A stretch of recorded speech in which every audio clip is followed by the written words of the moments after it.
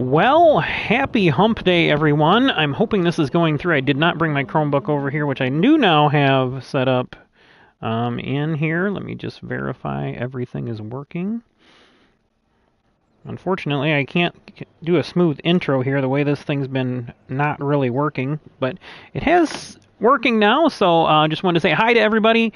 We are here today, Gran Turismo World Series Manufacturer Cup at Mt Panorama. I was not even going to attempt to run the Supra racing concept in hard tires, so I'm here with the GT500 Supra, and I've got an older livery on here because I just kind of last minute came on here because I saw people were asking some questions, and I wanted to come in here and run this. So in between the races on this, I'm going to ask anybody that's in the HECS or wants to run the HECS this year. I'm going to do a live Q&A session, and I'm going to go through the entire schedule. I have gone through it a couple of times on some videos, but it's been long videos, so I don't expect you guys to watch through those and try to find out where that's at. I've got my handy little pocket calendar that came with some of my parents' donation stuff, so I will go through that because I have the entire schedule in this calendar here. And thank you to the Boys Town of USA for supplying that 2024 little hand calendar. So we will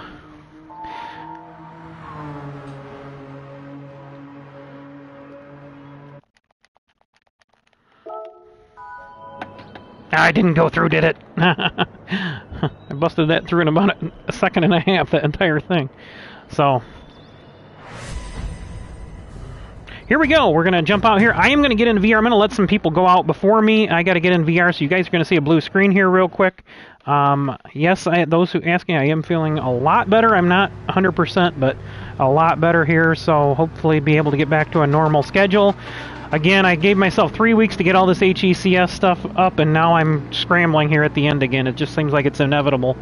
So I'll answer any questions in this HECS queue. Good luck. Hey, appreciate it, Zippy. Yeah, and the schedule, I'll get that to you. It's pretty much every 3 weeks, but there are a few exceptions. So I'm going to get in VR real quick, and I'll be right back with everybody.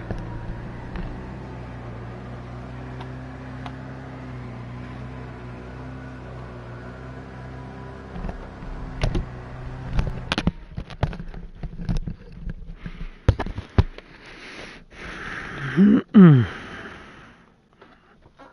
don't want to go back to this rat race.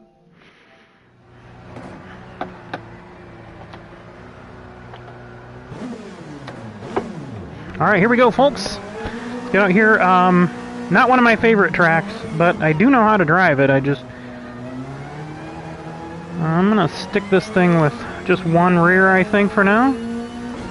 I don't care if I get just one lap, and this is a practice session for me. There's plenty of races today, and I want to be working on nothing but HECS stuff today. That's my goal. Ooh, that was too much. Whoa, baby.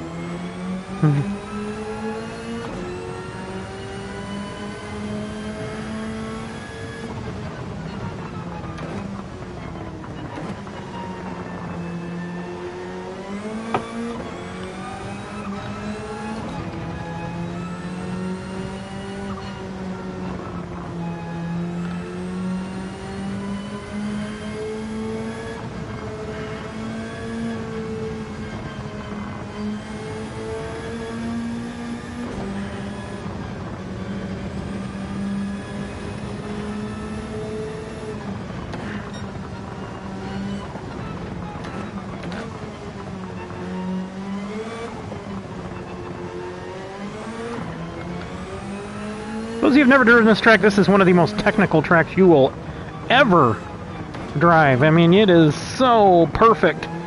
Everything you got to do, every curve, there's walls 5 feet from the edge of the track everywhere. So, and you pick up some massive speed here coming down up over the hill. And again, those who don't know, we're in the 1995, is it? 97.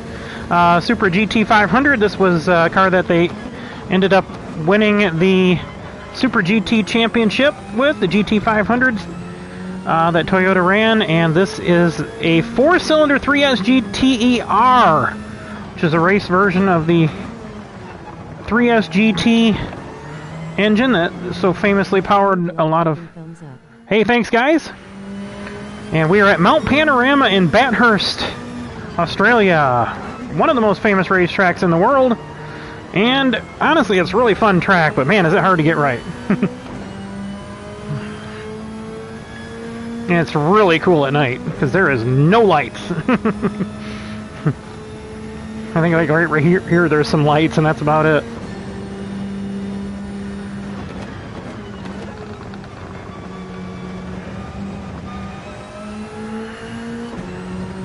Again, I didn't take one single practice lap, so this is my first timed lap here in this car. I don't know if I've ever driven this car here, to be honest with you. I'm just driving it like I know how to drive it, so that was definitely not going to help my lap time. That little glitch there.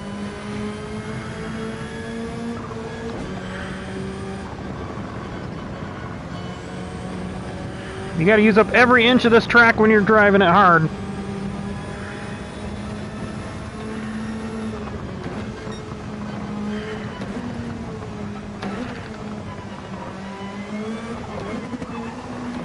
Bounce the rev limiter there. That's what you don't want to do when you downshift.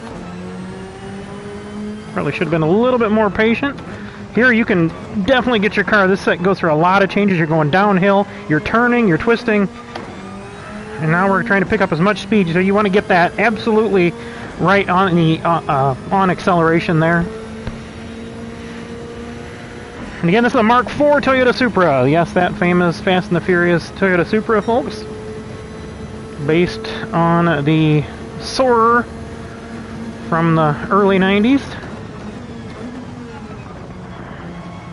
Oh, I missed it just a little bit. That's all I'm going to get.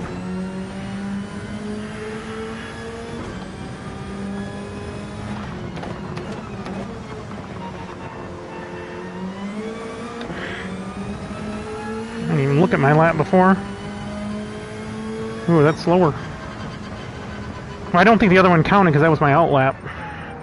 Well, at least I'm not last yet. Well, I'm not going to be last because somebody didn't run. Now we're back in our familiar FQ2 blue, and again I'll be updating all the liveries this year with HECS sponsorship, because I'm really going to want to push as much HECS as I can. That's basically my baby.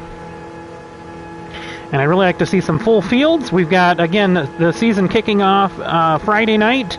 That's 2 days from now. We'll be running at Daytona. And again, I'm calling it HECS Race Weeks at Daytona. And it's RACEWEEX. I'm trying to avoid any sort of copyright whatsoever on these wordings and namings of this stuff. So, Race Weeks at Daytona here on GT7.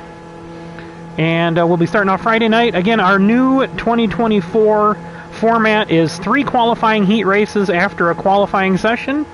And those will determine your main race qualifying for the main races. And again, this year we're going to have our first ever quad race. So we'll have actually 4 main races. But we'll either have a single main race, which is going to be next weekend. That'll be my inaugural RJP Memorial 400K at Daytona. That'll be a stage race, so there will be bonus points in between stages, but we will not flip the order of the races because it'll be one single race broken up into 3 segments. And then we will have the, and again, that 400K, that's 125 laps. Okay, so 125 laps at Daytona. That'll probably be just like, probably be 60, 40, 25 for the stages. So just to let you guys know, that's the plan there. We will be running our qualifying races the Friday night, and then Saturday night would be the main race, the main 400K race. Again, 3 segments, so basically three races we set up. But we'll be scoring it as one single race with bonus points for the stage finishers. This weekend's race, based on our new format, again, 3 qualifying heat races, and that's going to be the standard format no matter how many races we're running for the main race, and a main race qualifying. So main race qualifying sets the field for the first race, and then the other two races are determined by die roll invert.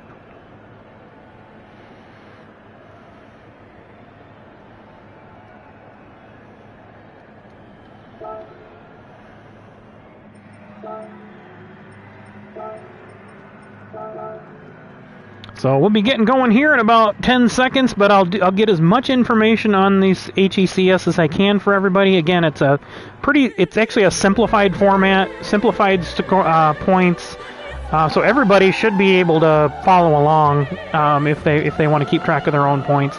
The only thing I've added this year that's really going to make a little bit of a difference is I'm adding the attendance points and loyalty points. So if you can't make a race, I get it.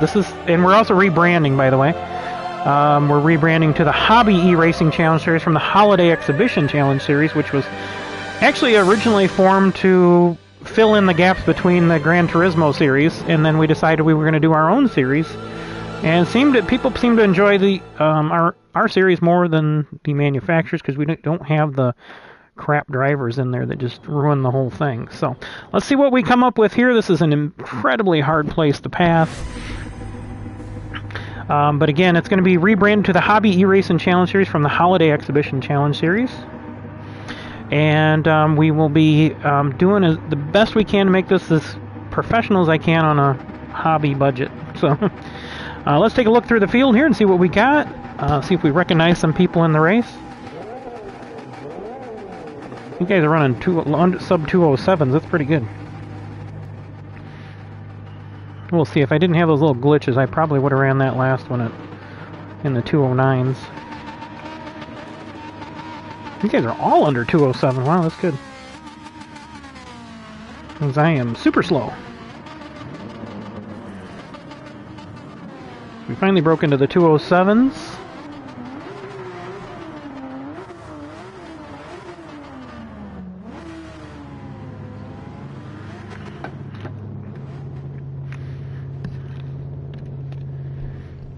There we are.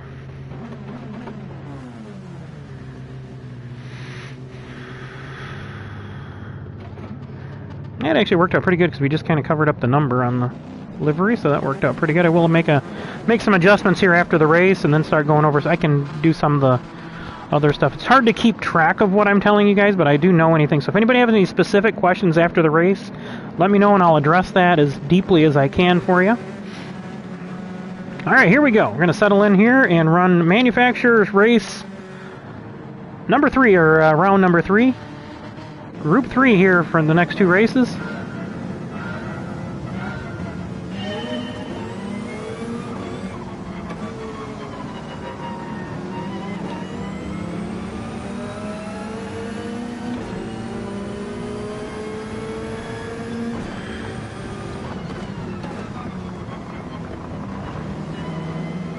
We lost one already. That's what you got to kind of count on here, is attrition from people making mistakes. And you can get them on the straightaway if they do. So this is one place you can pass. The other one is the other long straightaway. Otherwise the other areas of the racetrack are too tight unless somebody completely gets offline.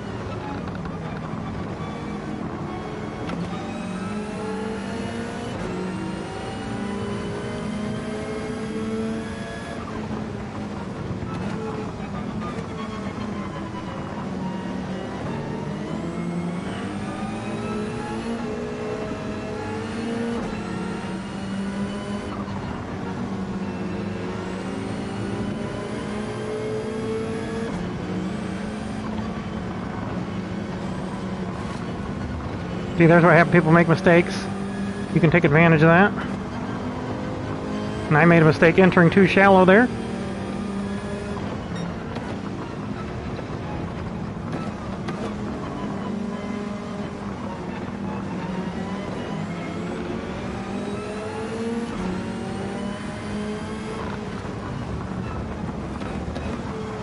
Well, those two got together. Let's see if we can get a jump on them out. Yep.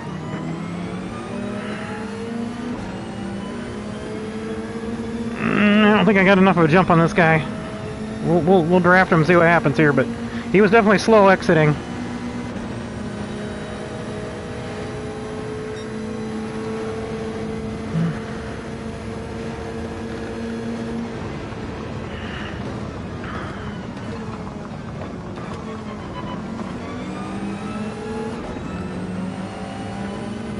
I gave him a little flash. You know, you can't see that on the... That's something I usually don't do that often, but I knew here you got to get people's attention.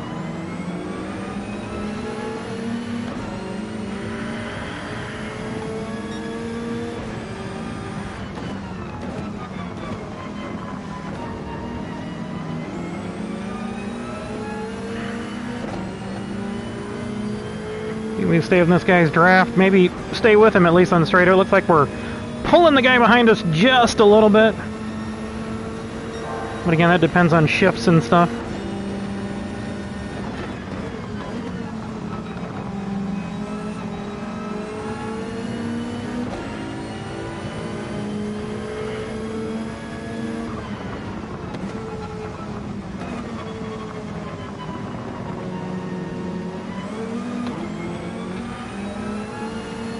Ooh, man, she does not like full throttle through there. Dang it, I lost that spot.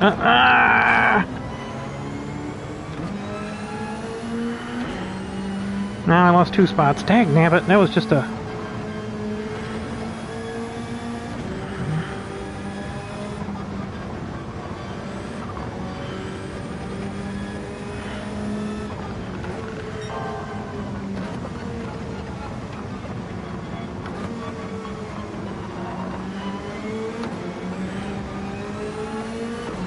Yeah, but have a quick lift of the throttle. We get a yellow flag up here, so no passing. Really tighten us all up right here, though, that's for sure. Yeah, there's a lot of cars I can see in front of me. That's good. Gives you a better chance for more passes. We got 16 laps to go here. Or, I'm sorry, we got 13 laps to go after this one.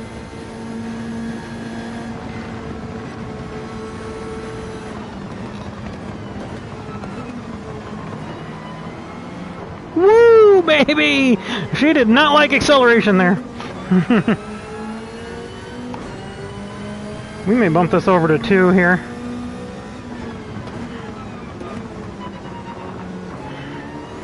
I was in a higher gear and just rolling into the accelerator, and she just lost it there. Alright, we gotta get a really good exit here.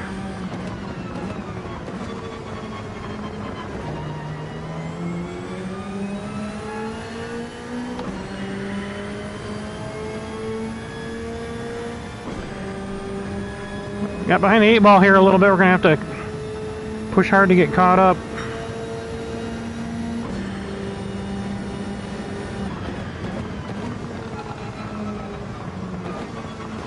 Damn it! You just can't push your limits on these hard tires. Even though they're warmed up now. Not doing good.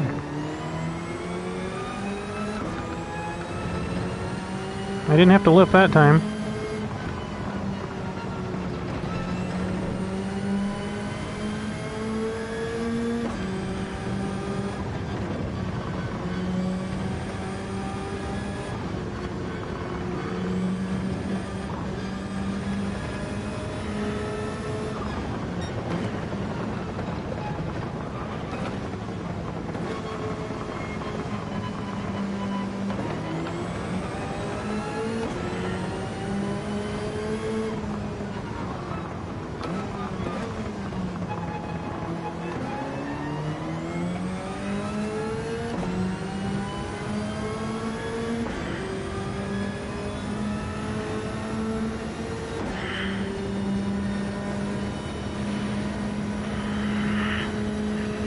He's gaining on me, but I don't think he's going to get me for the corner.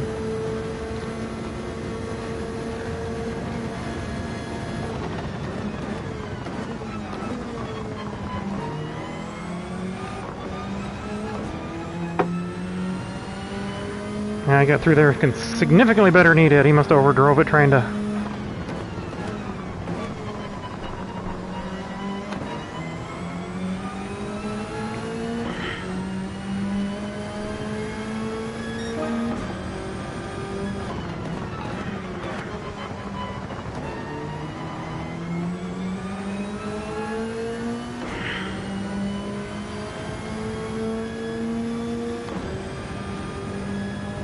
Car's not as fast in the straightaways as the the Supra is the racing concept.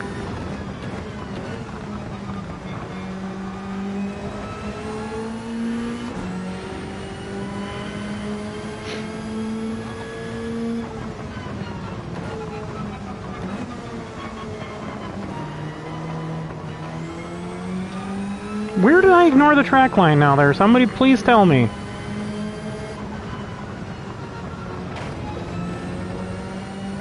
God, this fucking game pissed me off with these stupid fucking penalties.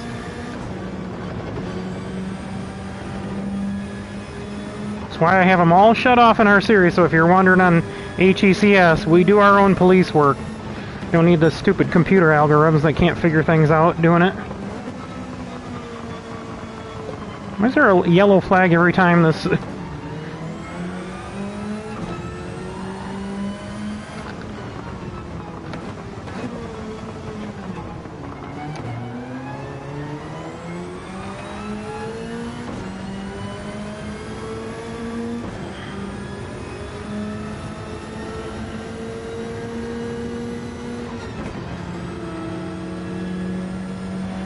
Stupid fucking penalty.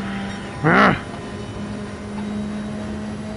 I'd like to talk to the designers of that stupid ass shit.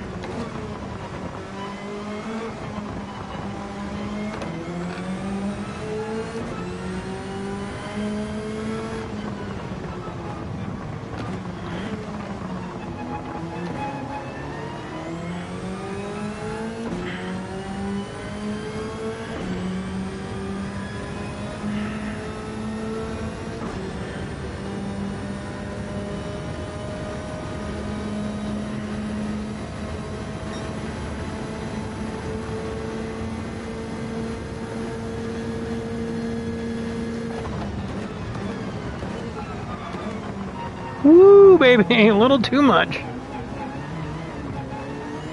Come on.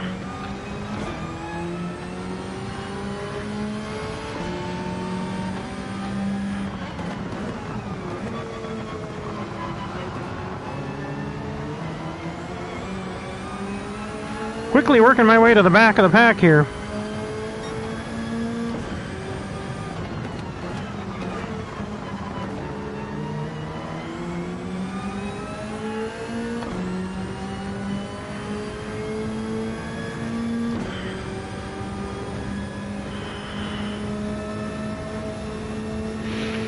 Just gotta stay focused here. We got... Definitely not gonna make it on fuel. God damn it!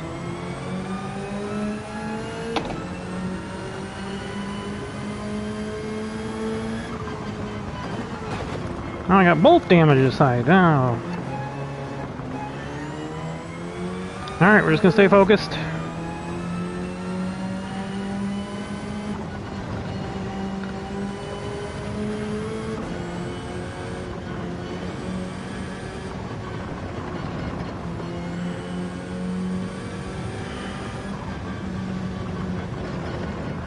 Woohoo! That was definitely not the way to hit that curb.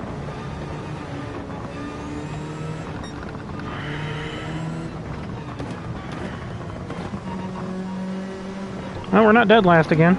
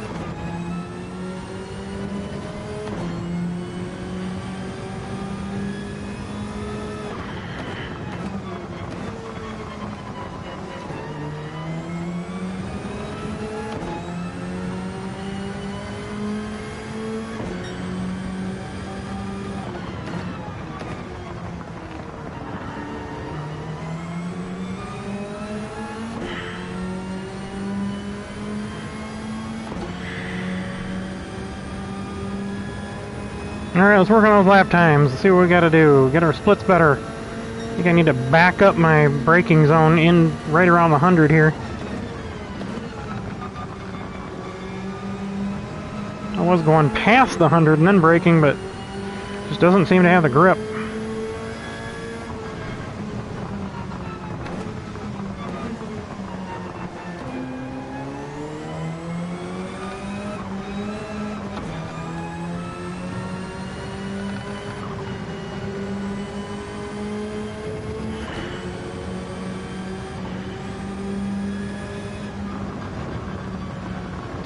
God bless it. Son of a bitch.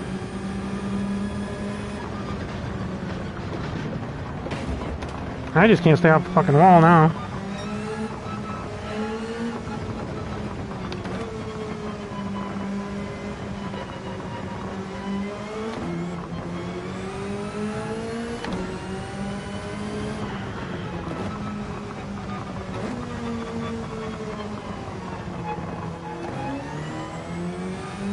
Taking that way too shallow.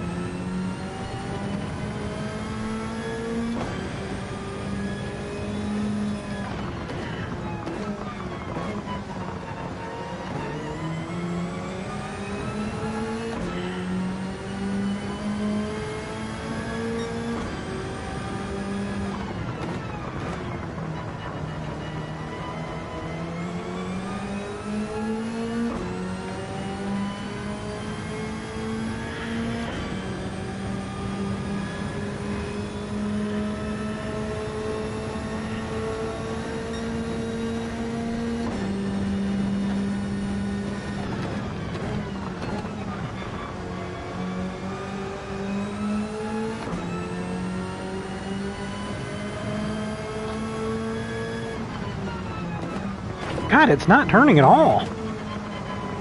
I mean, I'm doing the same thing, using the same marks I was earlier.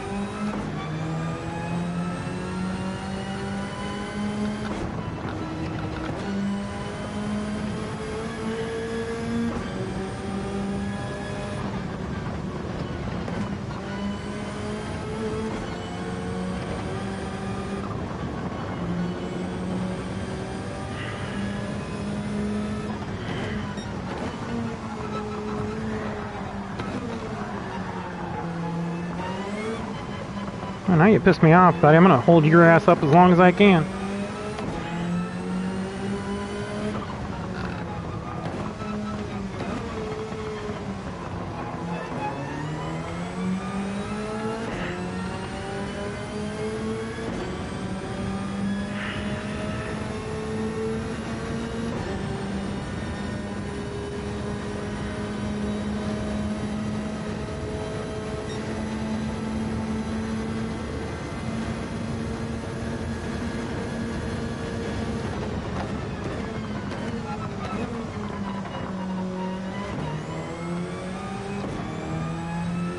The hell did he go? He disappeared.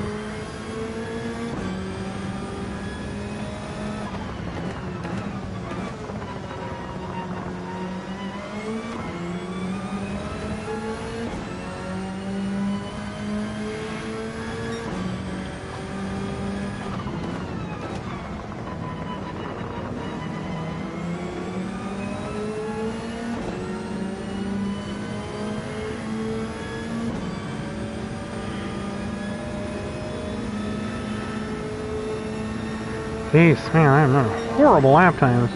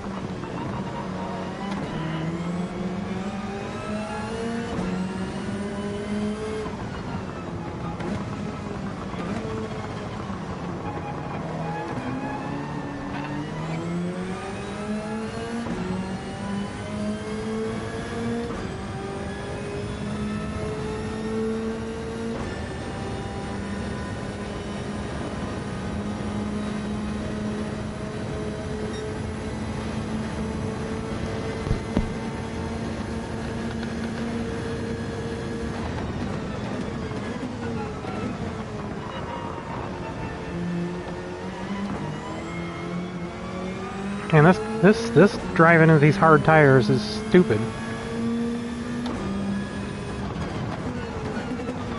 Shit.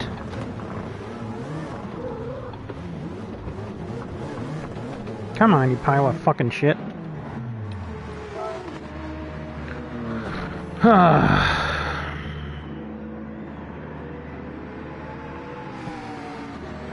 This is why I run my own series, because these GT World Series races suck.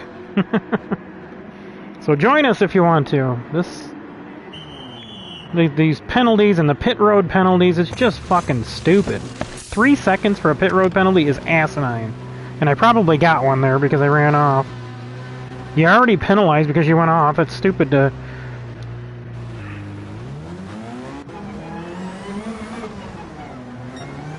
Yep. Fucking stupid game. Oh, I'm about done with this fucking World Series bullshit. That's why they lost the FIAs, because they had such bad situations going on.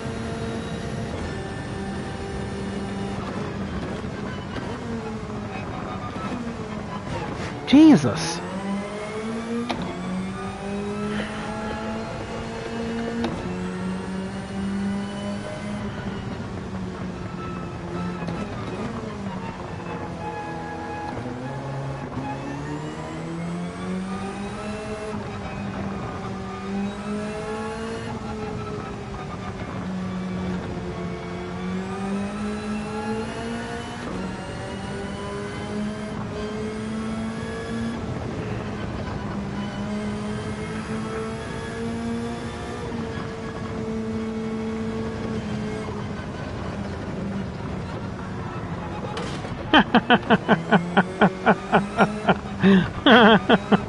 This is almost comical how ridiculous this is.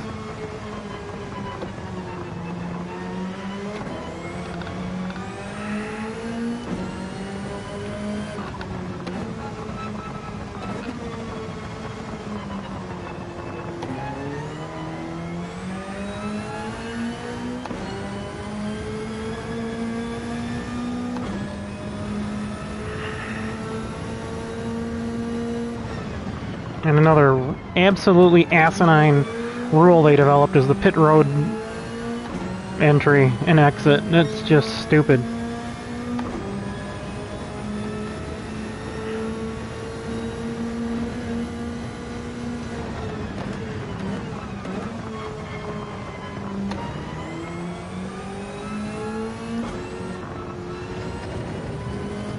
Racing series on hard tires? Come on. Give me a friggin' break. It wouldn't be so much if they ran hard tires, but then they get the hard tires on wear at like 6 times. So why don't you just run mediums on 2 times?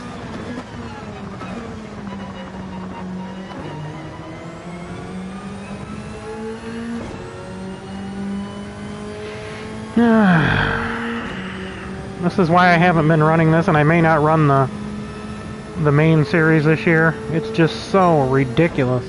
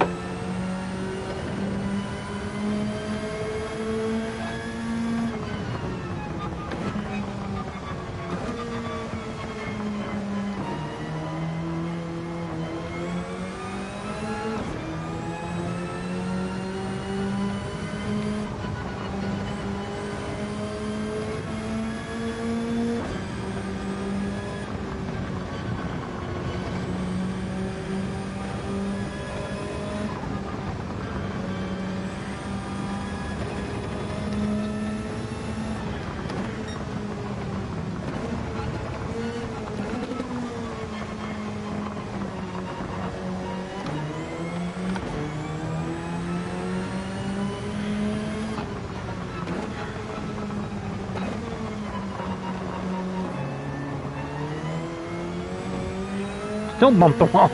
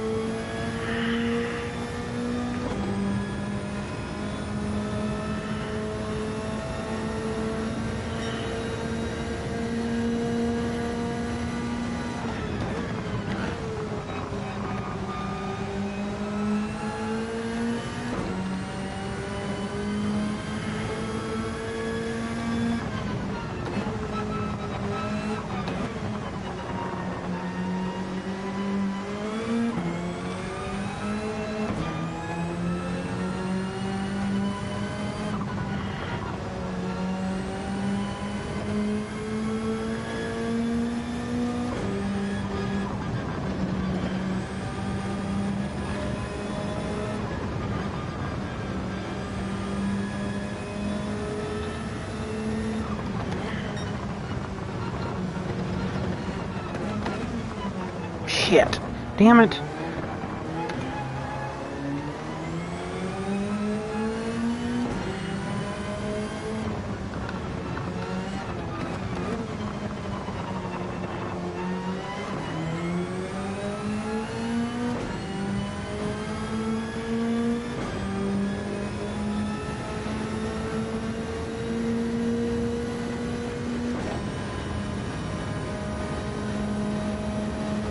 Ooh, I'm way off. Oh, I'm only 234. Wow.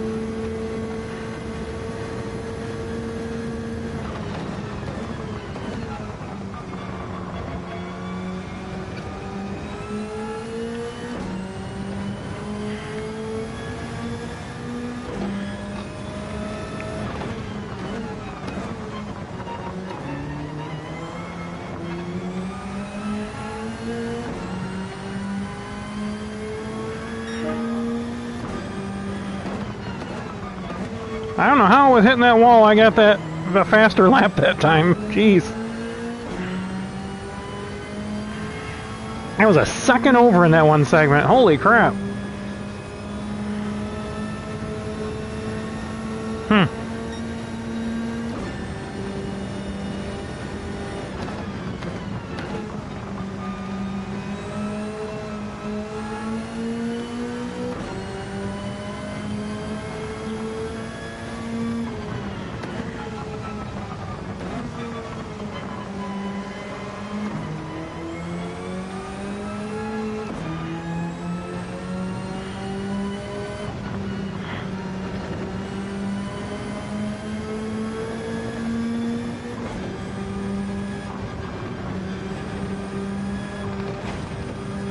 We just skimmed it that time. We didn't do any damage.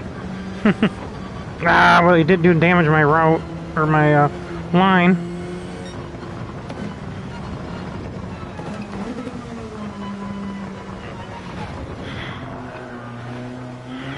Son of a bitch. Pushing my limits trying to find him out for the next races here.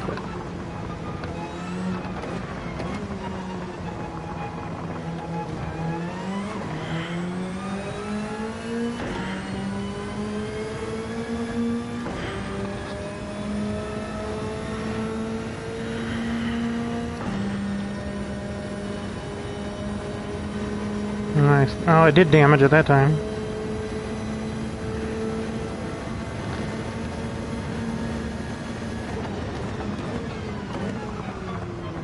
The only thing I might get lucky if some people may have miscalculated their fuel and may run out of gas on the last lap, so that's my one hope here and why I'm trying to go as fast as possible.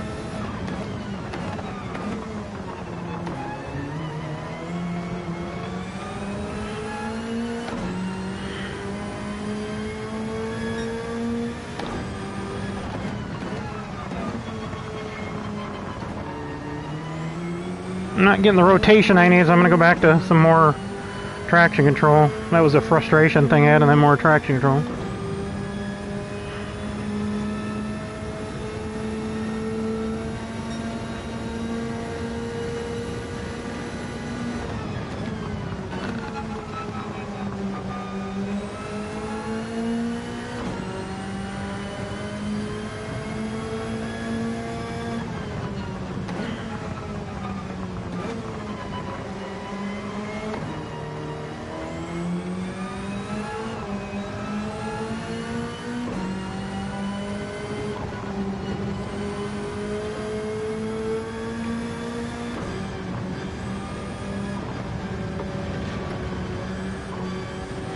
She kicked a little on me there.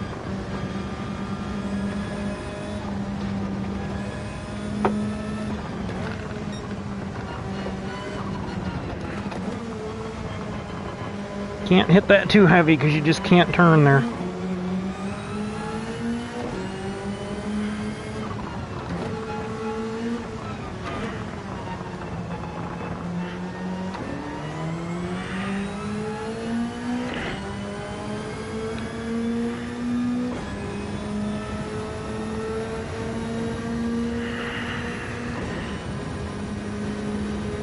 Definitely gonna have to run more races today to balance out the hit I'm taking on this one.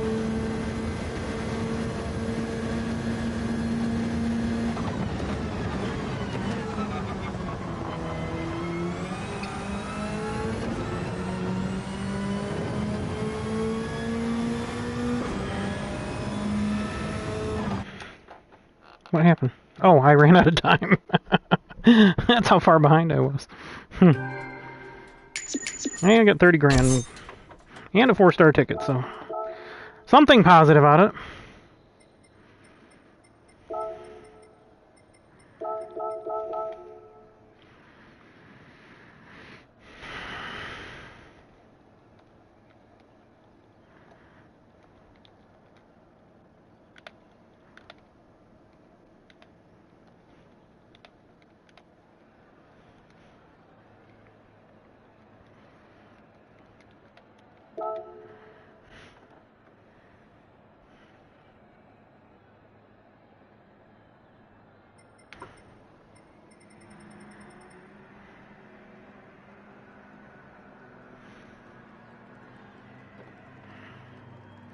Alright, so, well, not going to have a lot of time in between races here, so better save me. I don't know if I want to save the replay.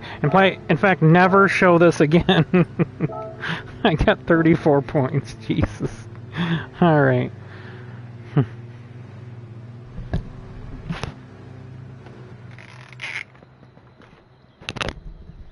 Alright, so quick rundown here in between races. I'm going to go out and fix this livery a little bit. Whilst I talk to y'all. Alright, so we're kicking off the Holiday Exhibition Challenge Series, which is going to be named the Hobby E-Racing Challenge Series. Kicking it off Friday night, Sunday afternoon, with our first part of our Race Weeks 2 event, 2-weekend special at Daytona. Race 1, Friday night, the 22nd. All the lobbies are going to open right about 9 p.m. Central Time. There may be some early for practice and whatnot, but we'll be trying to get that. That's going to be the goal is going to be about 9 Central Time. So that's that, and then again, that'll be qualifying heat races 1, 2, 3, and then we'll be running 2 main event races, which is actually going to be a little different than what we normally do. So it'll be stage racing type points. As far as the bonuses go, our qualifying heat races average will determine our main race qualifying, which will start the grid for the first race. And we're not going to do a die roll invert on this one because this is supposed to be mimicking a single race. And we'll do the same thing when we go to Le Mans again. A very similar layout at Le Mans that we're going to do here at Daytona. So let's go get... I should buy another one of these if they've got... Let's go get our oil change here real quick.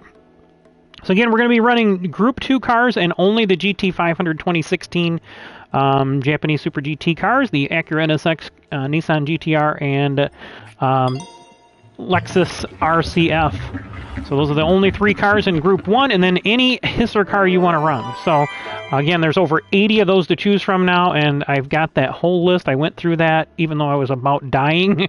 I got through the entire list the other night. So you can find that video. That should be about a 4.5 hour video. But I did not have time to timestamp that. I will eventually get to that. That's one of my things on my list, and I like checking things off my list. So that's where we're going to go with that. Let's get this car set up, get our livery set up here for GT World Series. So going back to the schedule here, in between menus, we've got the... We've got the races, the race weeks, these 2 weekends at Daytona. Then you guys can get a little bit of a break until April 19th and 20th. We may run that one Sunday afternoon again. But that'll be our Round the Earth event, because Earth Day is Monday the 22nd, I believe, of April. And we'll be running another round of it. That will be a quad event, okay? And then I've got this written down, but not in the calendar, what the actual events are. So Spring Event 4, May 10th and 11th, and that is Mother's Day the 12th, so we will definitely be running that Friday and Saturday night, so everybody can spend their Mother's Day with their mothers or their families. And then we'll have our double event again, just like...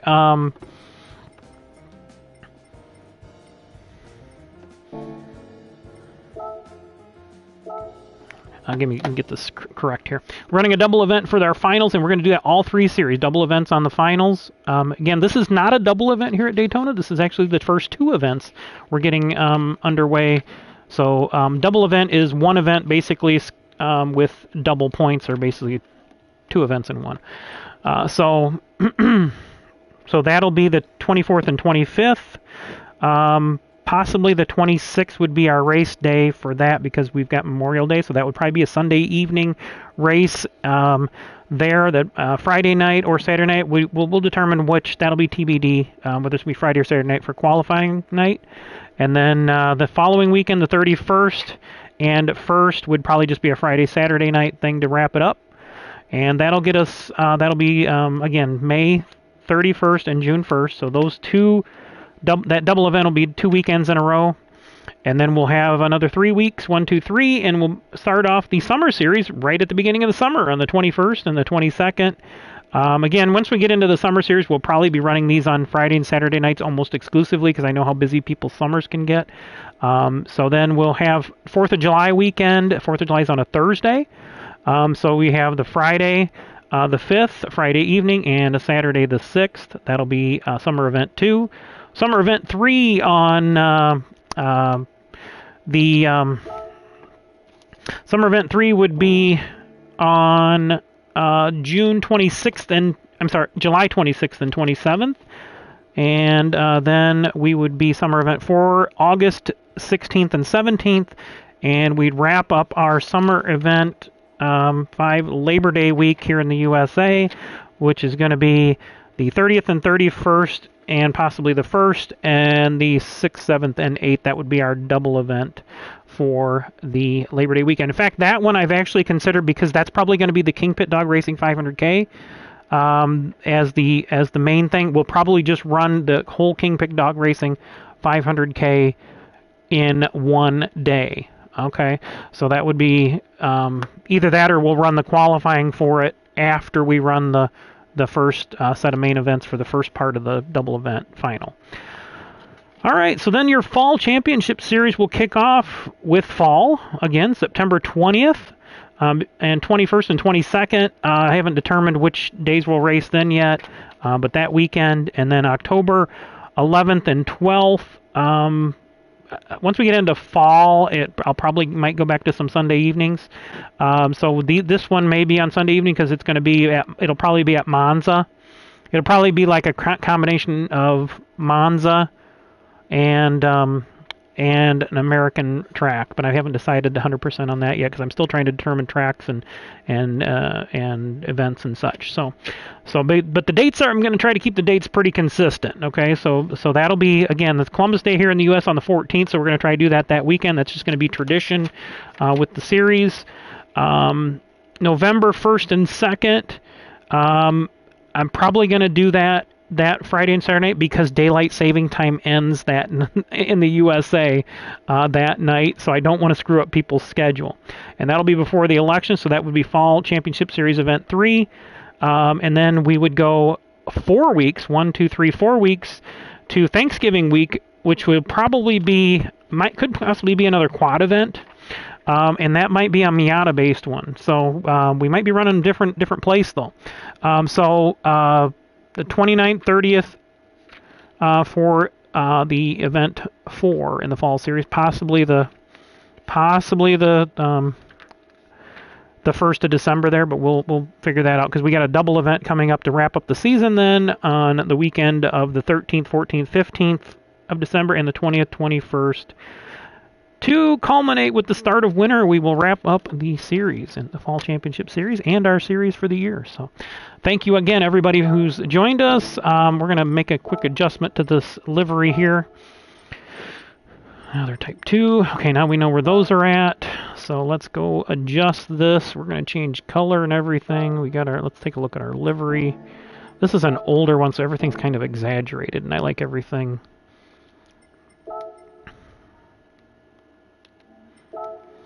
Driver name white. We're going to keep that white. I don't even think you can see these colors when they're yellow, but we're going to change them. Okay, that doesn't matter in the racing series, so let's change our decals. We got to go to our numbers real quick. And we're just going to do this little bit right here. Where are they at? Oh, they're going to be way down here, I bet. Yeah, okay. We're going to just do them down to 50 just to get them out of the way. Let's do 55, actually.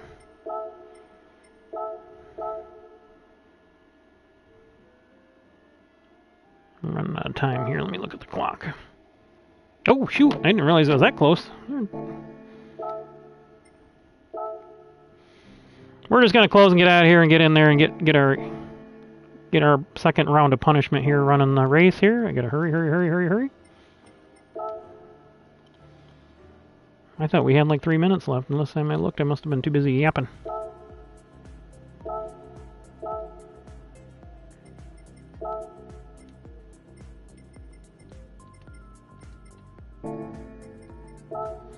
Oh, plenty of time to spare. Look at that. My gosh, we had a whole half a minute. That's like 30, almost 30 seconds more than I usually have to spare.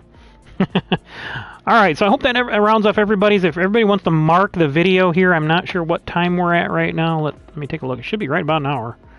And then you can scroll back about 5 minutes, and you should be able to get the whole schedule in there. So let's take a look where we're at, what it's showing on my screen. It's not showing.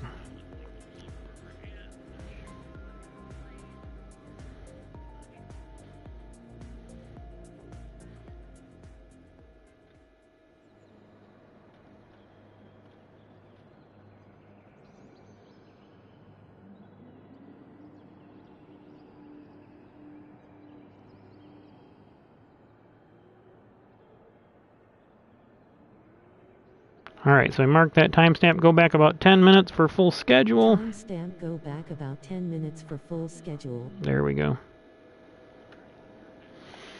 Okay.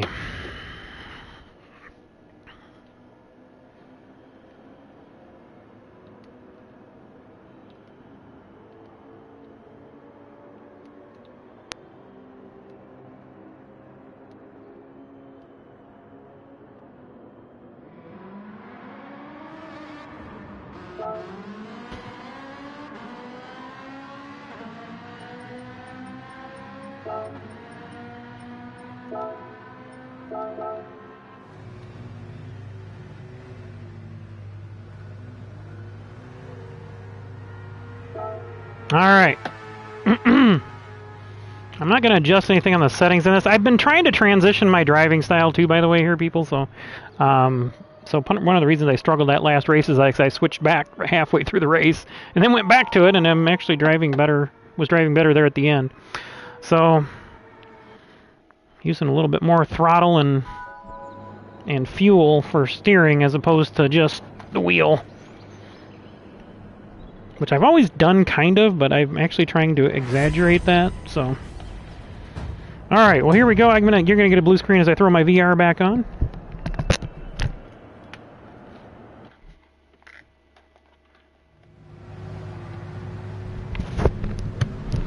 And I still can't relax, so I'm gonna get my ass out there this time. Come on, let me go.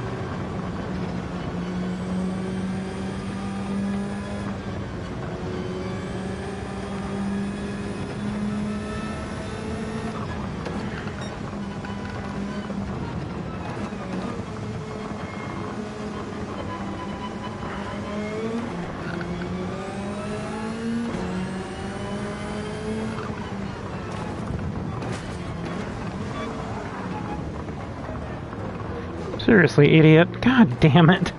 Fucking idiots.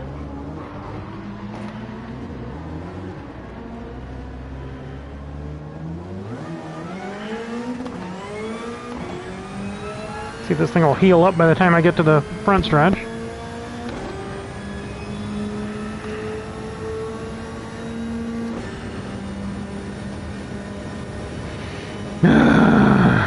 racing with a bunch of fucking morons sometimes. Not everybody, I'm not dissing everybody, but there's a lot of them.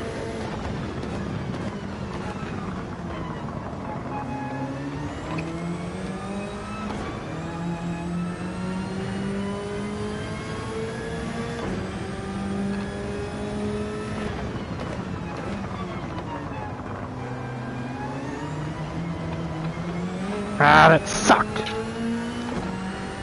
Dagnabbit. At least I'll probably get around to get another lap.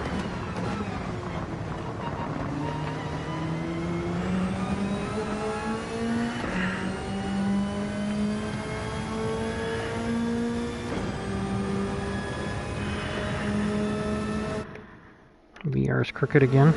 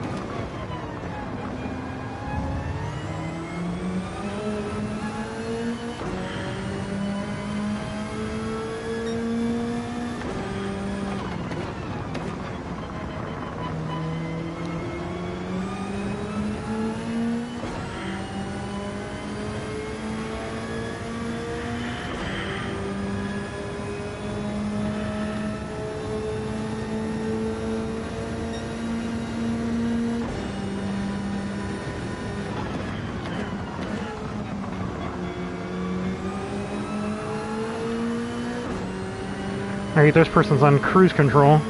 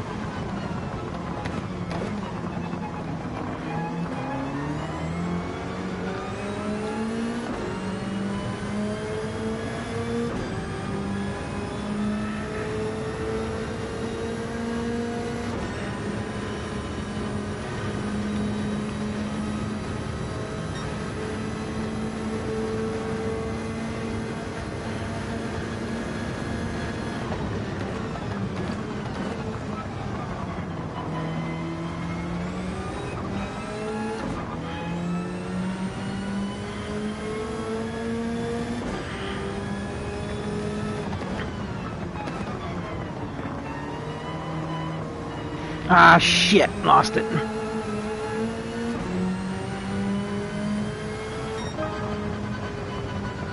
Well, it's better than last time. Ah. Well, maybe not.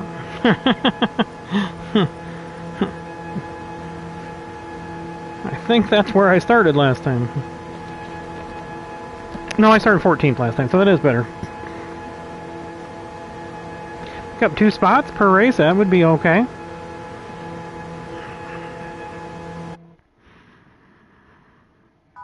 We got it.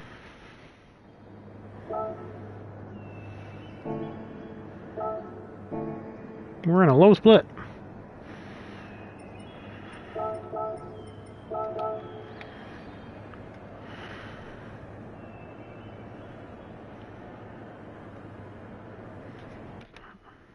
There we go. All right.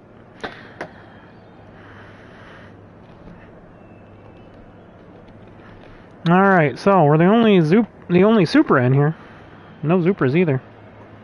Everybody knows better.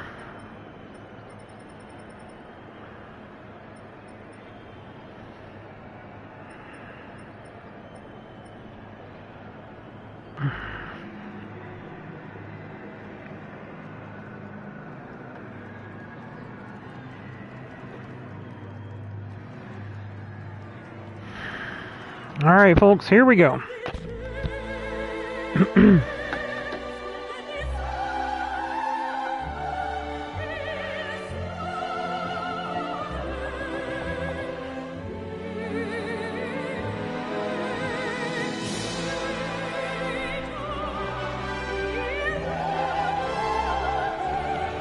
All right, ladies and gentlemen, here we go. It is the Gran Turismo World Series Manufacturers Cup, attempt number 2 for me. This is round number 3, Mt Panorama in Bathurst, Australia. And we're driving in the Mark 4 Toyota Supra GT500.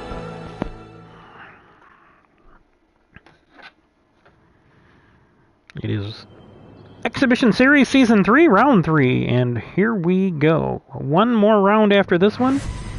And I think they'll probably announce the... I think they already have announced the World Series will be like May or something.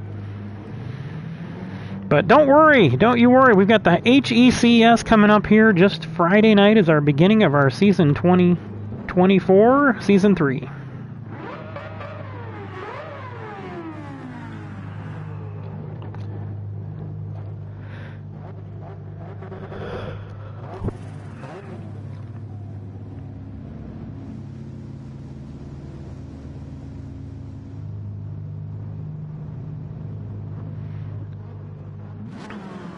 Good luck, Resort.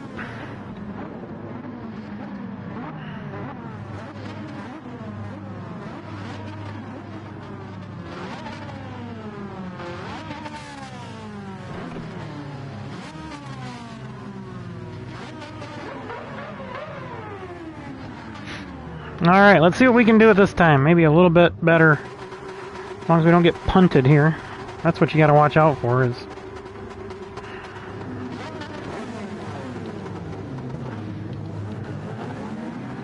Actually, I'm going to leave this down and we'll see how the tire wear goes. And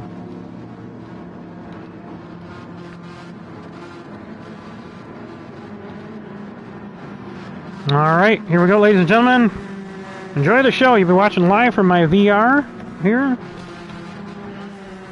Once it puts us in the car anyway. Right now we're cruising along on the pace lap. Here we go.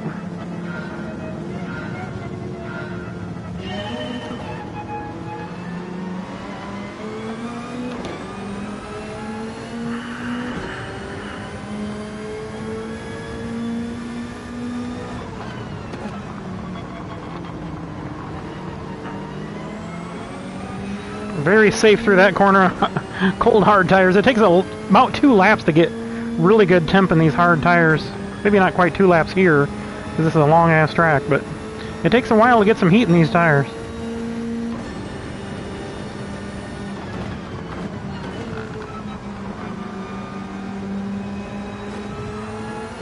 We had 1 loss to attrition already.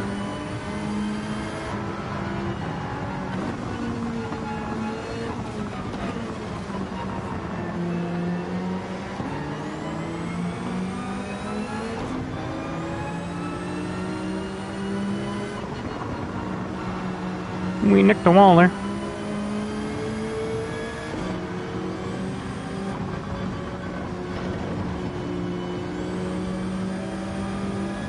This is a potential passing zone right here, but no, I nicked the inside wall. That didn't help.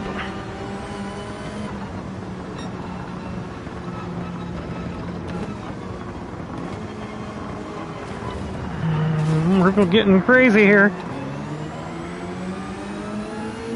You gotta be patient here, kids. Look at that. That moron in the gray Porsche is taking everybody out.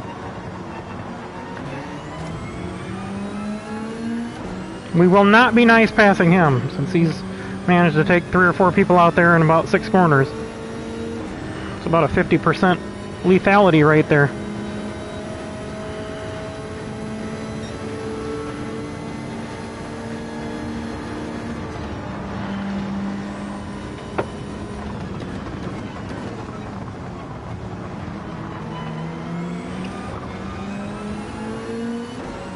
I decided not to stick my nose in there. I didn't know if he saw me or not. I don't think he did.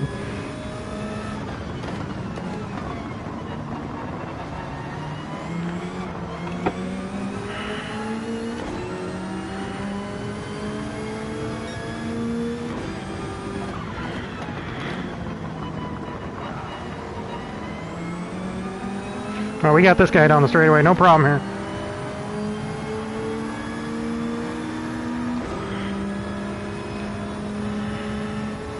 See, this is your overtake here at Mt Panorama.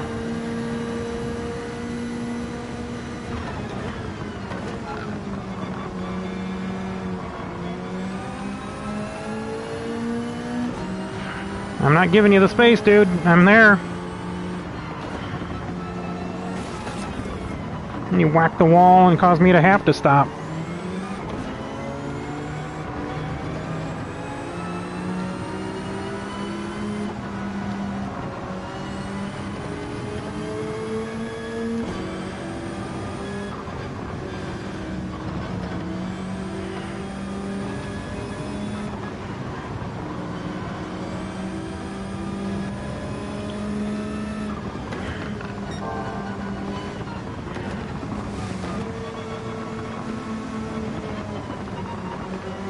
Dude, I got purple in 2 segments. Get out of my way!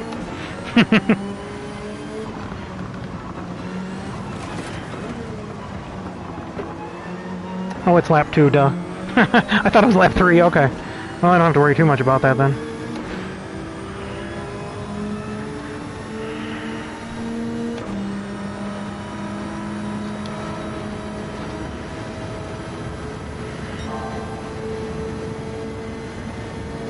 Thank you. I flashed to pass him and got him out of the way.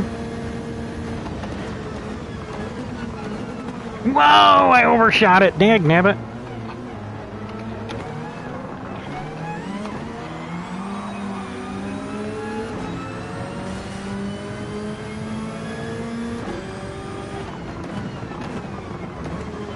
Boy, this guy slowed way the hell down for that corner.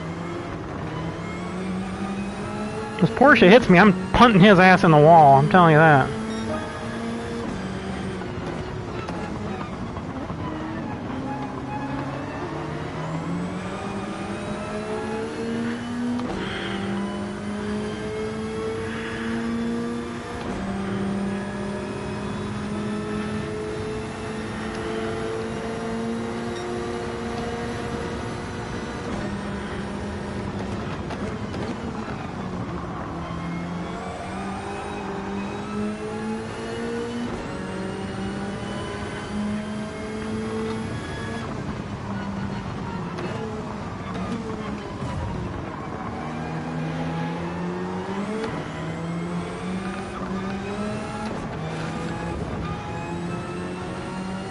Alright, this guy's going down.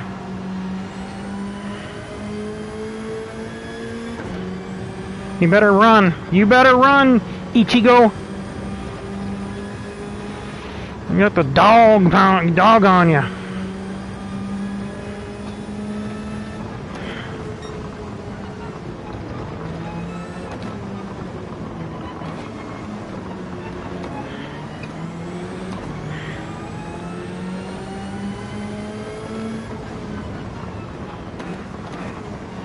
Oh, you just punted the yellow one out of the way, too.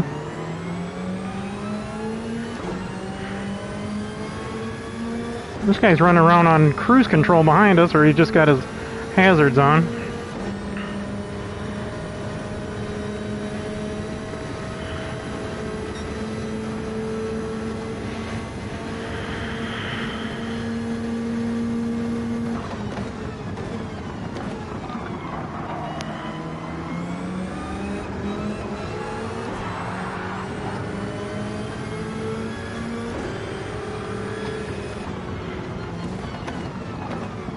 Ooh, man, I got punted.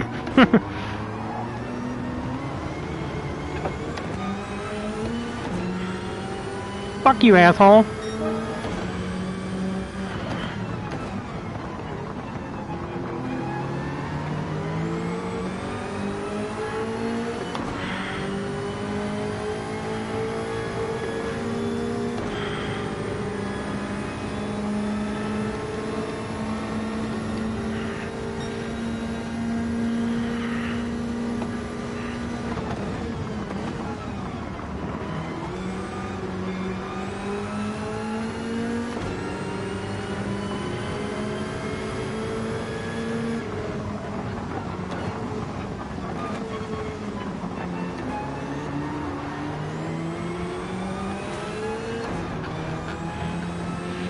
A little drift in there, drift action.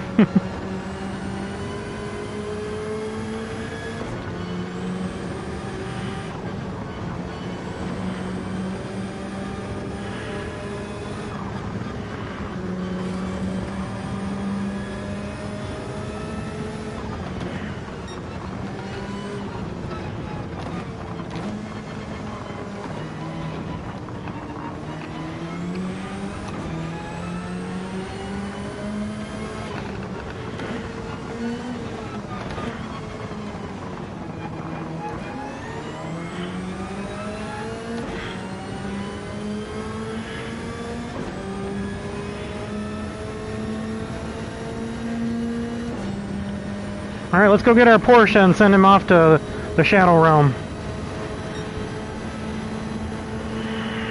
I always race better when I'm pissed off trying to chase somebody down.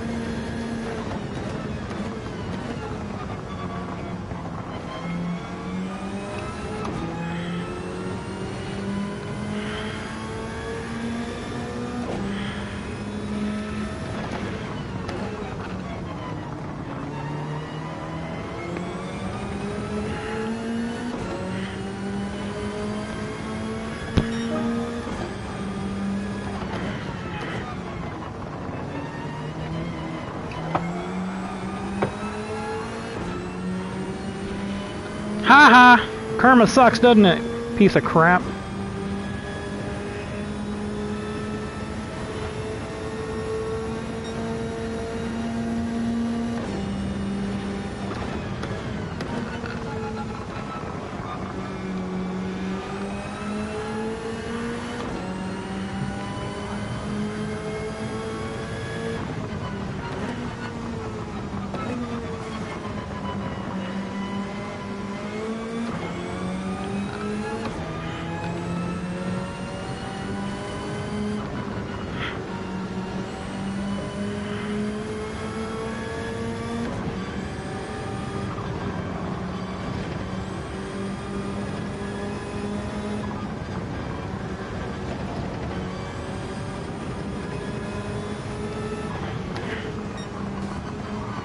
Stop running over my ass. You gotta run slower behind somebody until you get a run on them, you idiot.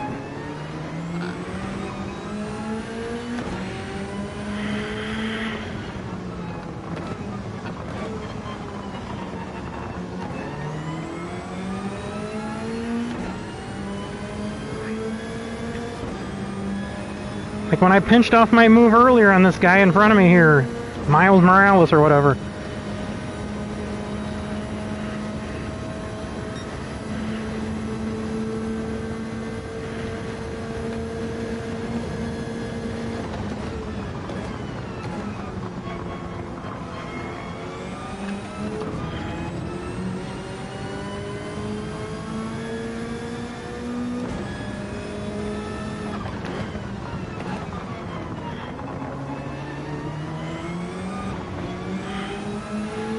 Come on, rotate, damn it!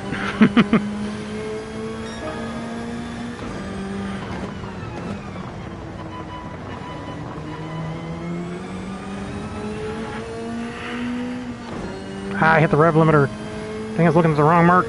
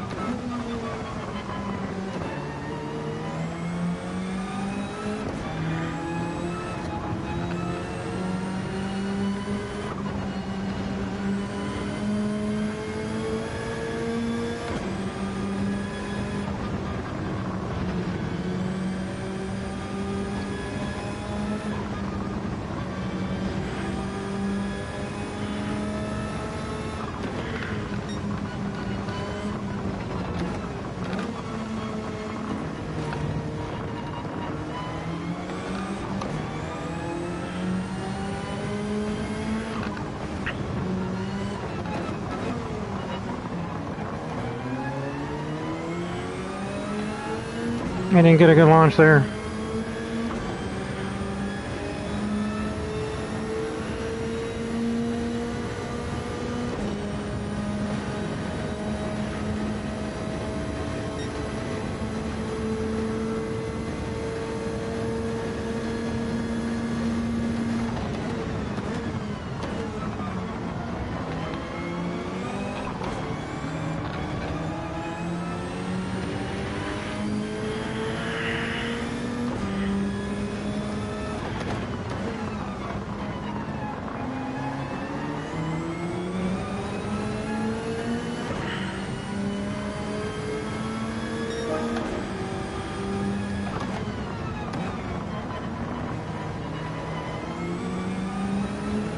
Come on, let's go get him.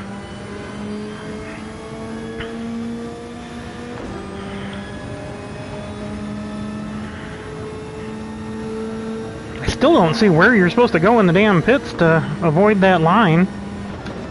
I keep looking every time by.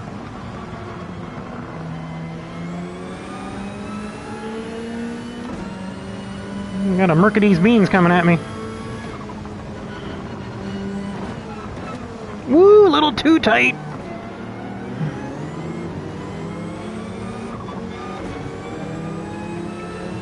We'll let him pass the guy and then we'll follow him.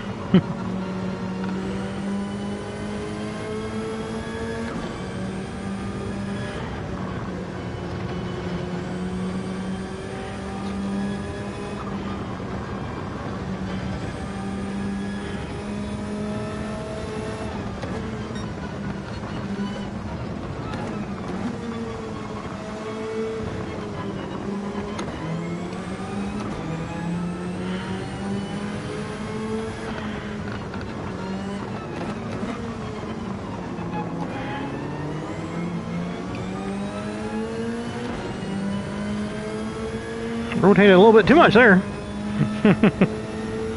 Alright, here we go.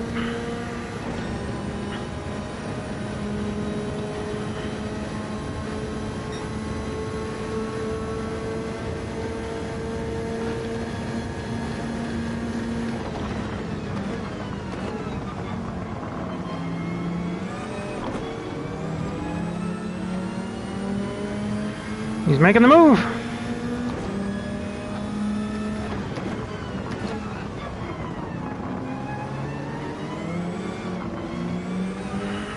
I gotta cut that off a little early there. That throttle input.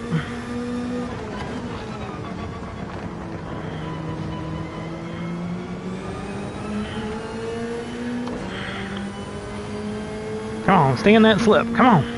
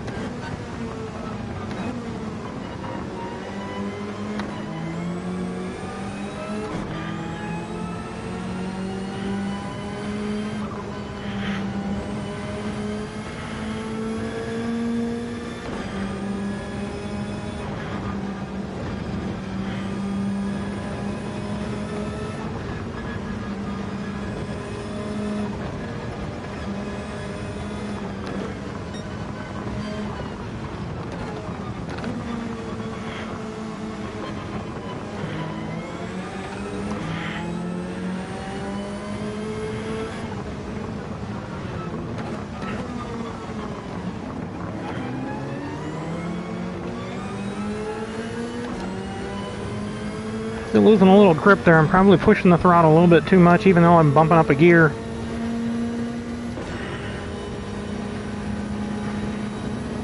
Delay that entry just a little bit.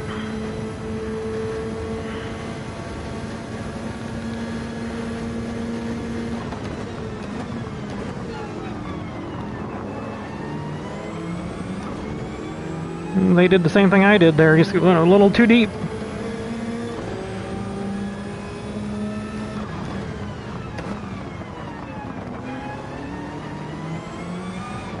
I just cannot get that throttle input right there. We're going to go one lap and pit at the end of the next lap.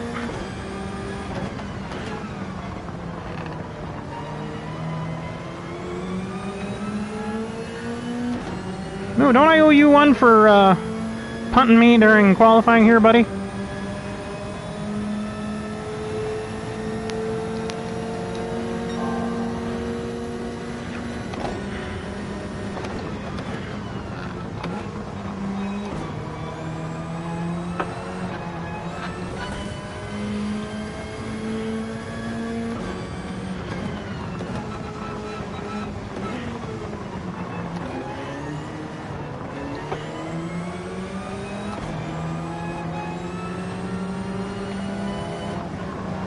You got a 3-second penalty. Deal with it.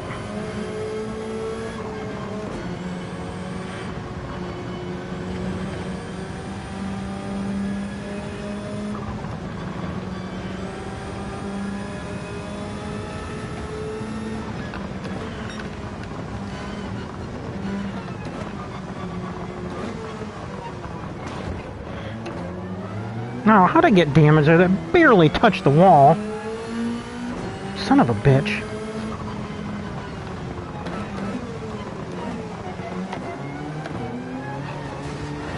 What the fuck happened there? What the fuck was that shit? The car just sucked right into the wall. That had to be a glitch.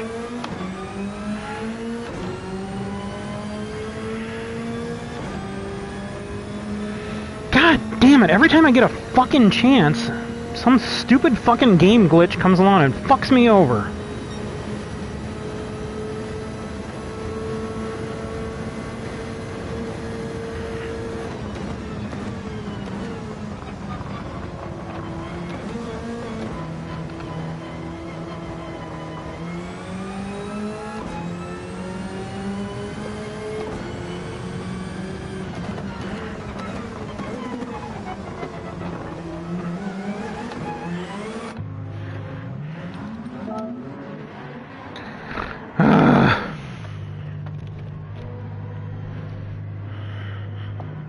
Top 10 before all that bullshit.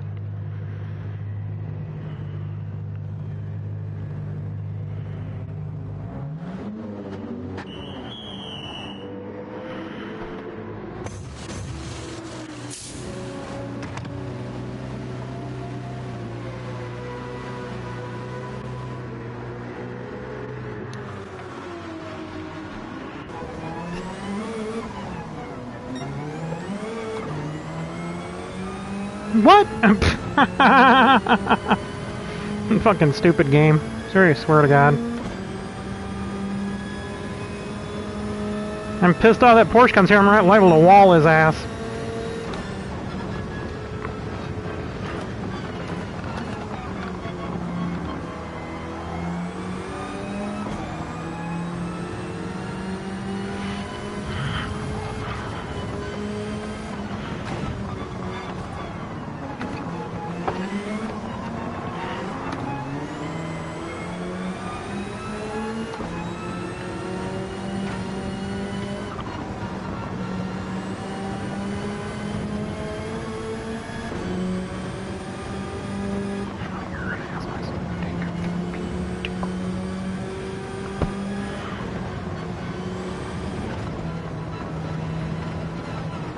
Son of a bitch. I don't know what the hell's going on here.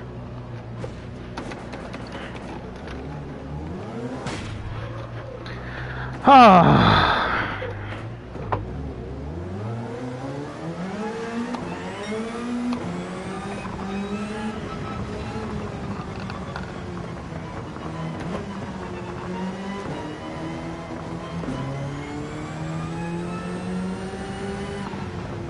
And now my VR's turned again. Oh, Jesus. Gran Turismo, get your fucking shit together.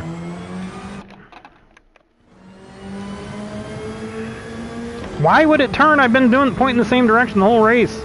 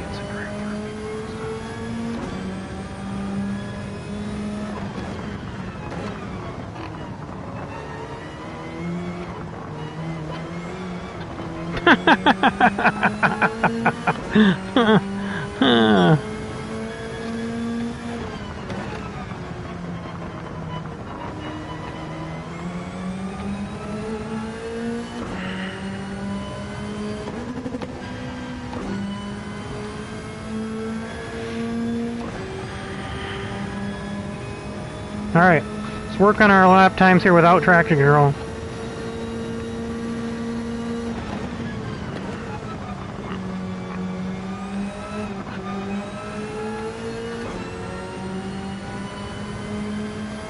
Well, these cars actually do have traction control.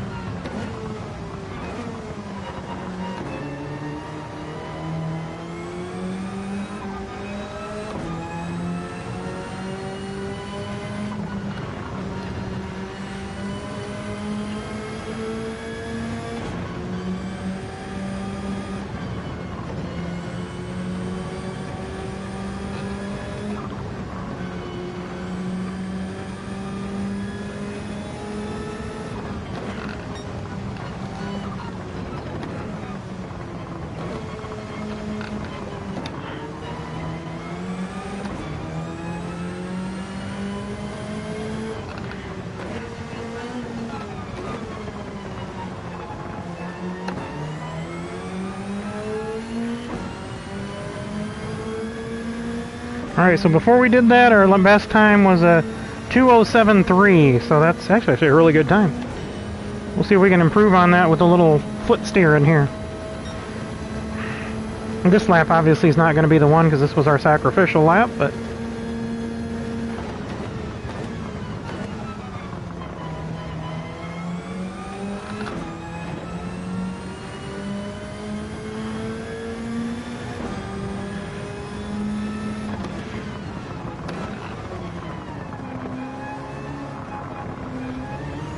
And this one's really not going to be there because I went off-road there.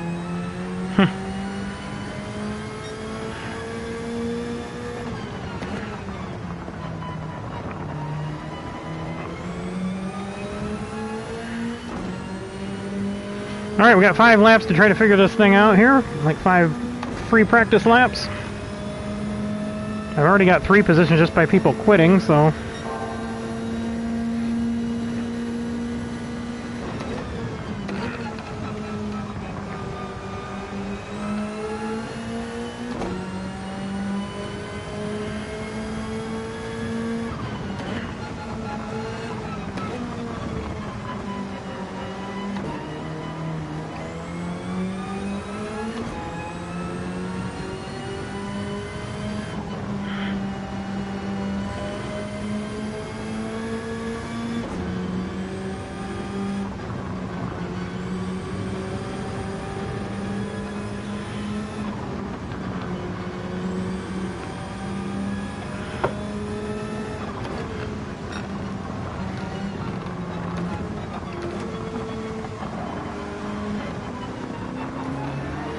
Yeah, we gotta kind of let off here to get this guy through his lap.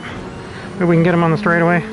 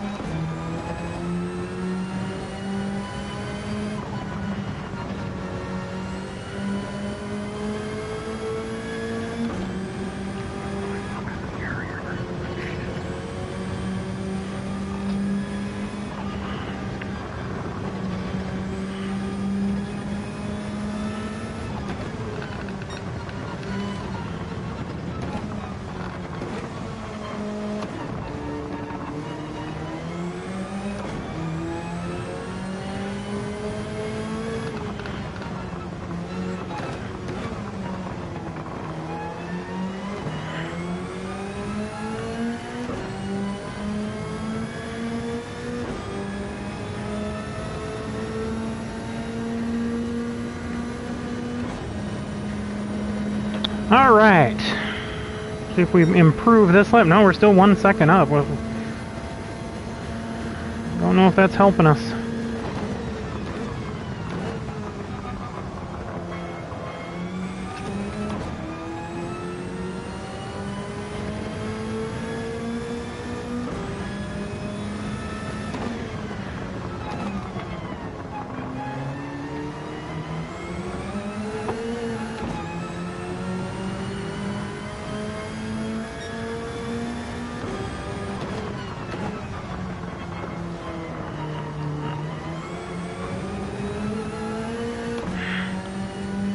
Funny because I can get purple in the first section, and that seems like the section I'm the slowest in, but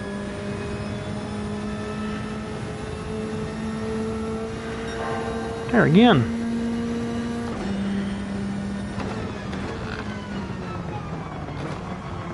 Ah, I thought I was in third. Fuck.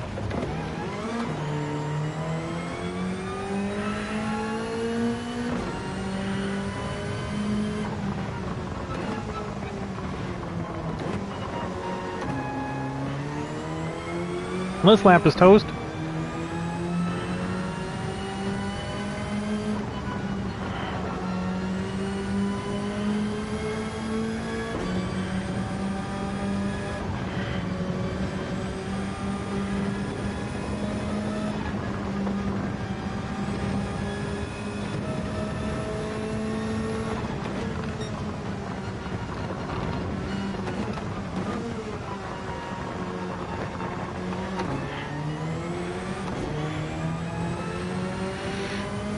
Man, this truck wears you out. I can't imagine running this in a V8 supercar where you're trying to keep the tires from roasting off in the back the whole race. Man. And then it's 1,000 kilometers, right? So that's, what, 600 miles? Oh, shit. Bathurst 1,000?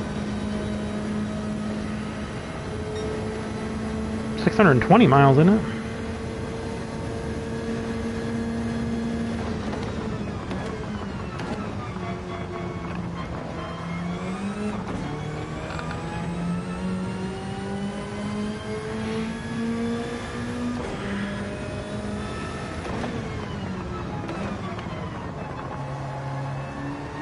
Need a better mark. I'm not hitting that mark very well. And then it screws up my straightaway speed here.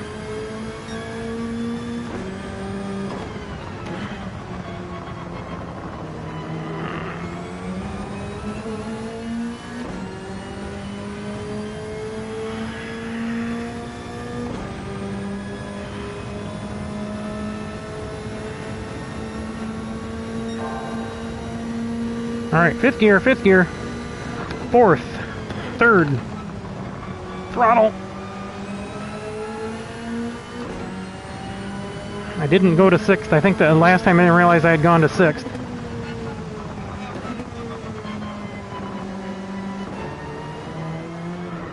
Whoop! That didn't help anything.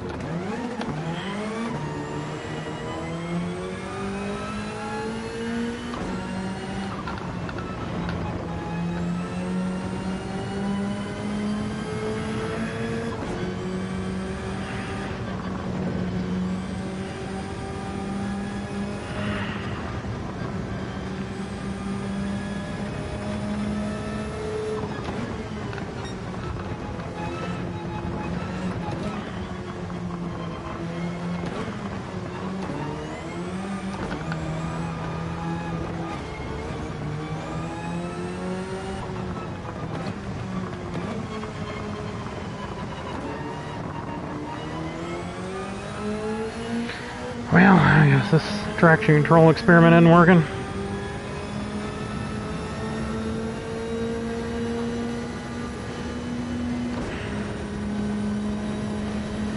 Or no traction control experiment.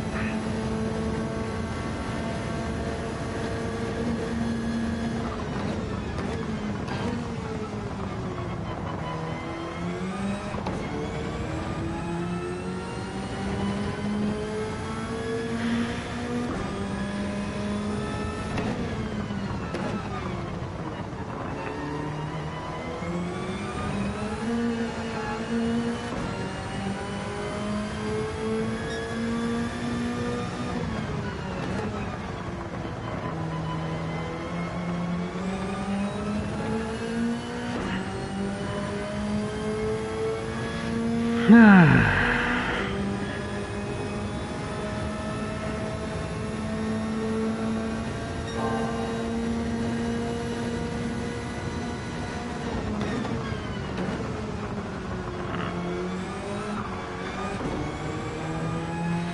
had to early shift there to make sure I didn't lose it.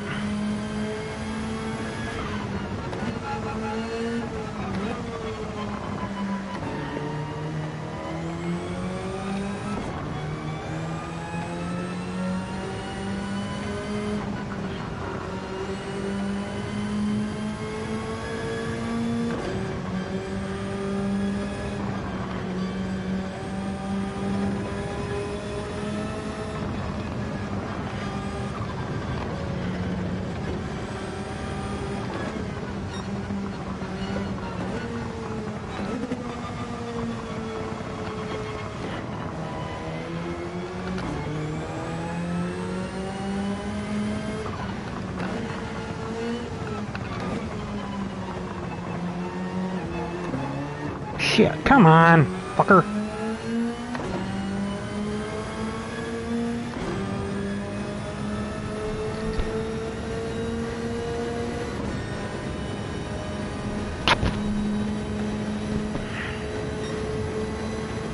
Well, I'm glad this session's over.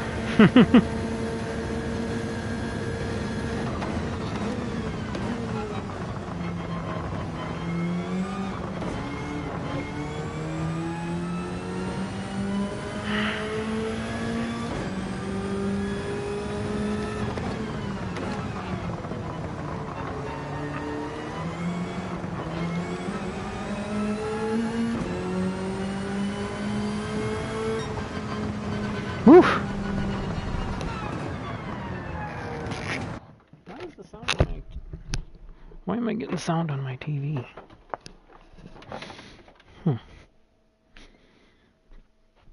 It's odd. That should be off.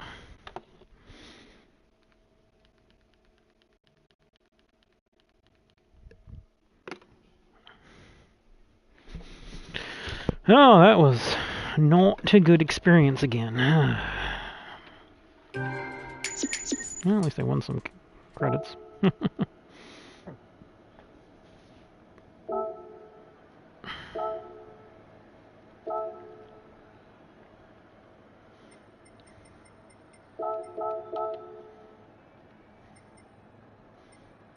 Oh, he left, that's why.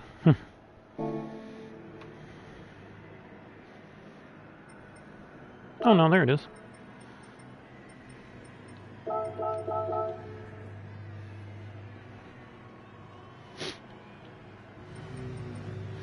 Well, I pretty much killed my driver rating again, running these.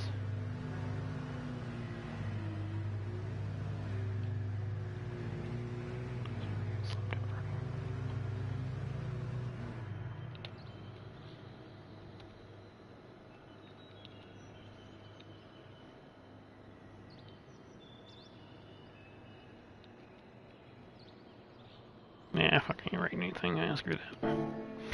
Alright. Yeah, because he's the one who actually punted me in practice. But I did slip in front of him, so he was able to get on me.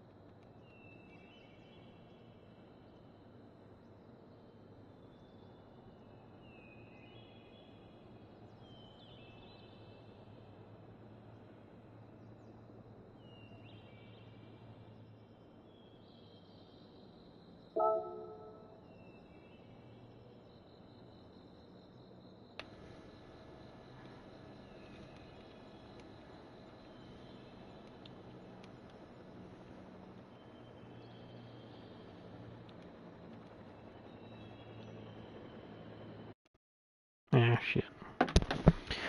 Well, you can never get your story out.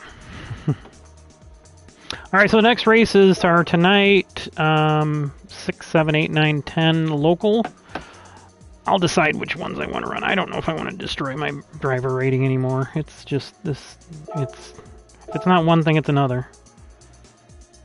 I don't know, maybe I can do better. But that was, I mean, I could see in VR, and I'd really be interested to watch that replay.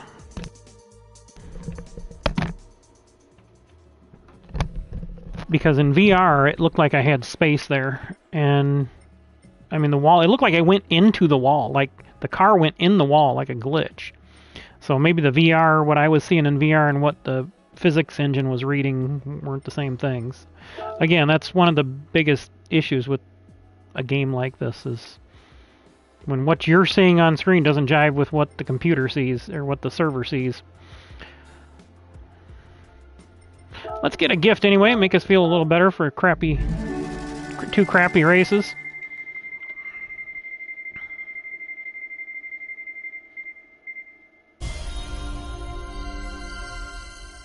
And that looks like 50 grand, but we'll see what it gets. 30. It's funny how you can... The other day there was like one where it looked like I get the second biggest chunk of change there, and it showed it showed 5,000. I'm like, well, what was the small one then? What the hell? But it was a 3-star, so I wasn't. All right. Well, I don't normally do this, but we're going to go back in, and I'm going to actually fix this livery first. That's step 1. Number 2, I'll review all the HECS stuff again, so we can timestamp that. And then I will go over what we're doing at Daytona. Again, it's pretty simple. Daytona, we're running not this GT500, but the GT500 2016, basically the Group 2 cars, the NSX, GTR, and RCF. Those are the only 3 cars for our first class, and then we're running any of the HSSR cars. So you got a lot of leeway there. And let's see, livery editor, create design, create from existing style. We're going to change this up. And again, my promos this year are going to be trying to push the HECS. So what I'm going to do is we're going to first we're going to save this as KPD FQ2 HECS GTWS 2024 GTWS. That way I know when I reference these what they are, because I've been finding that's the one thing I can't tell if they don't show me the picture. I have no idea what they are. But this one, we're going to call it that, and then we'll know that we run that during the Gran Turismo. So we're going to go back to our race options, put our sticker numbers, because I basically just deleted everything I had fixed already on the last one, because we were running out of time. Might have been better off if we did run out of time. I think we were doing better on that one, so... Light cover type B. Driver name white is fine. We're going to change to a gray on this car. Let's see.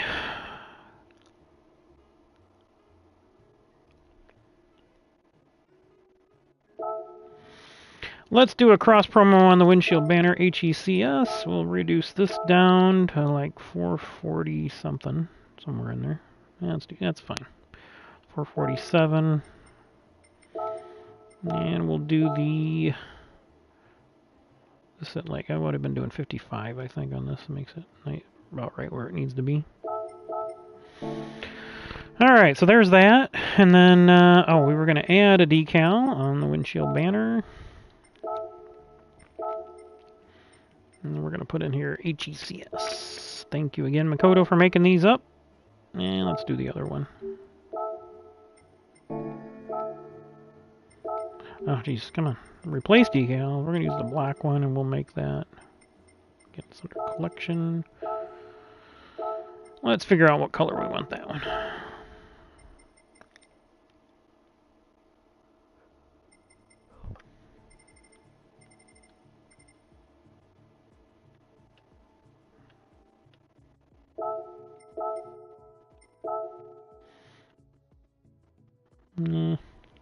What was I doing this at? whatever will fit, I guess. Let's do 80. Yeah, let's do 88. So we did 55 on the other one.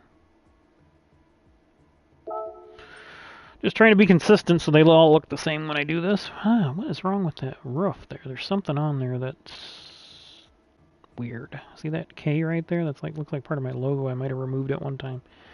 All right, let's figure out a color. Actually, black looked pretty good on this. Yeah, let's just do that.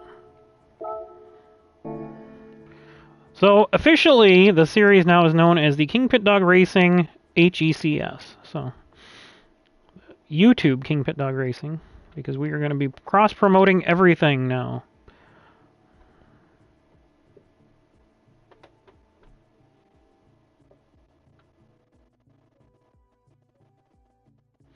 All right, so doesn't look like we really need to change much. We need to move the Toyota a little bit. I'm going to minimize all the logos, move the KingPittdawg Racing.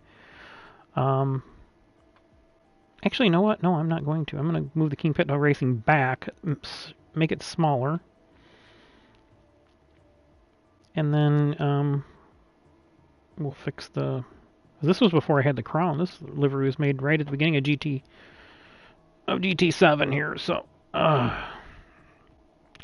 yeah, guys, I'm not completely back to normal yet. I'm still kind of hurting.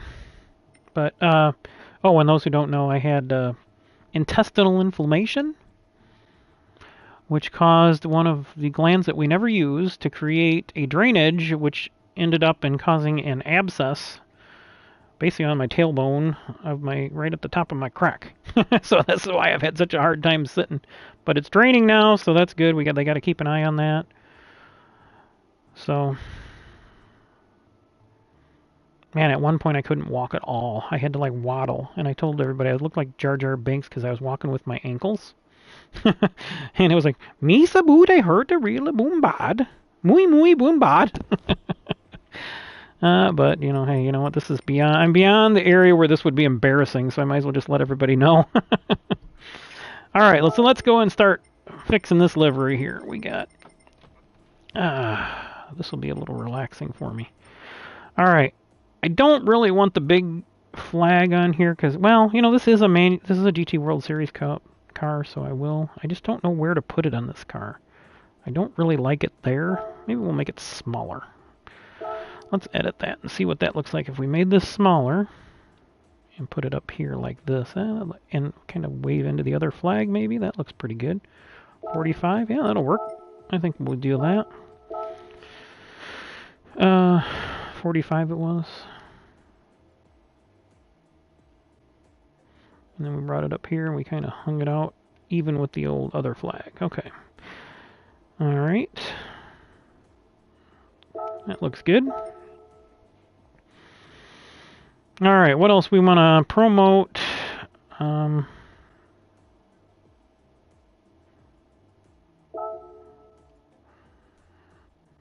So I think I've got those decals in there. Let's put those underneath here where the K&N is.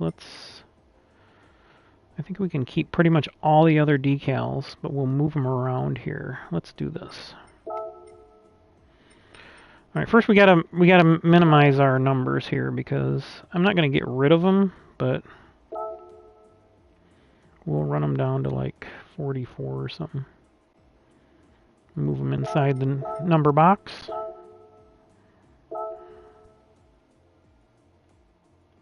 That way if I ever like something on this, and I can put the numbers back in it. Oh, that popped out.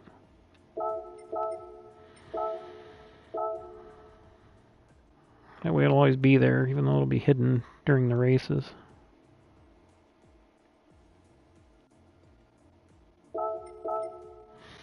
What I really should do is get rid of the number. Well, I need to know where the nameplates are.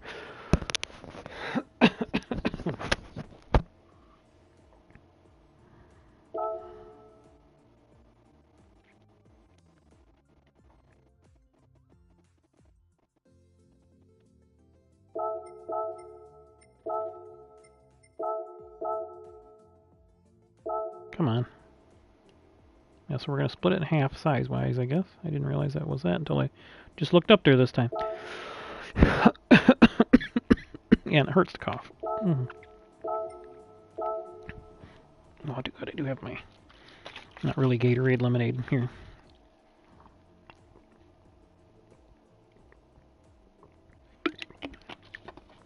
So I finished up one of my antibiotics. I think that was the one that was making everything taste like metal.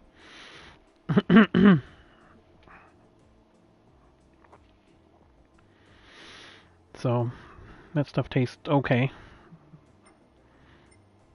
Literally like I'm hypersensitive to any sort of seasoning or anything.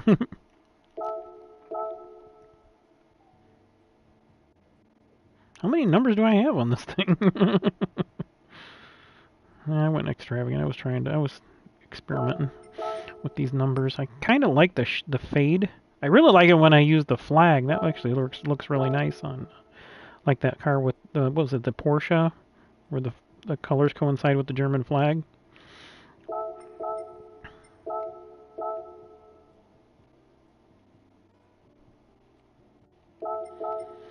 I might do that more on the cars depending on the make of the car, I might start using the colors of the flags.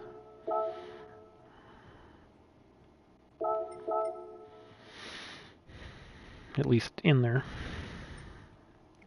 Alright, so now we can move the Toyota because we're running from manufacturer, so that'll be right above. It probably actually already says that. But we're going to do it like that. And then this one we're going to do... Oh, look at that. It worked out just fine. 55.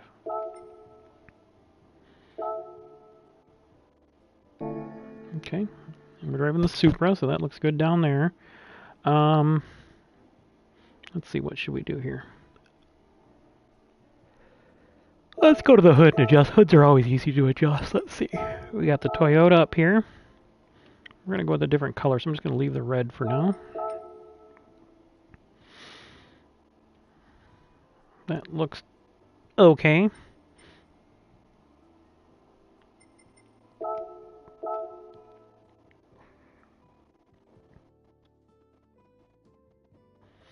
Let's go 35%. Let's go 33. Even numbers seem to... That way it's easier to remember.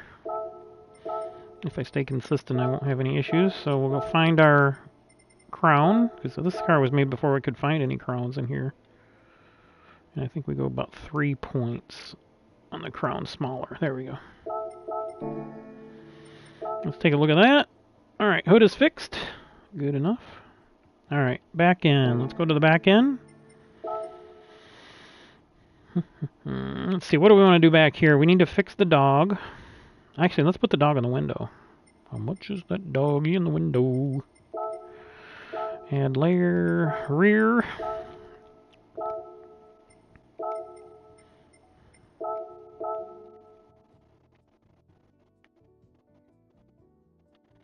A 44 on this one. That's why I think been pretty consistent on this.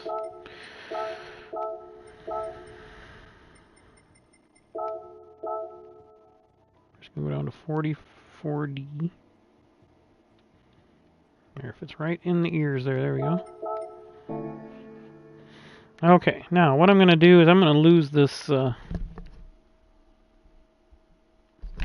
Roof Dog. There's a company that uses that, and it's the Roof Dog.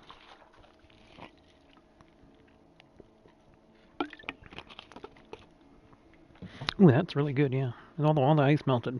It's literally got like... I've got a 28-ounce bottle of Gatorade here. 28-ounce Gatorade bottle, which I drank when I was dehydrated. And I literally, all the ice had melted in it from last night, so it had maybe 4 ounces, 5 ounces of water. I put maybe 4 or 5 ounces of Gatorade in it and filled it all up with ice. And it still seems a little tart. And it's Country Time lemonade. Powder mix.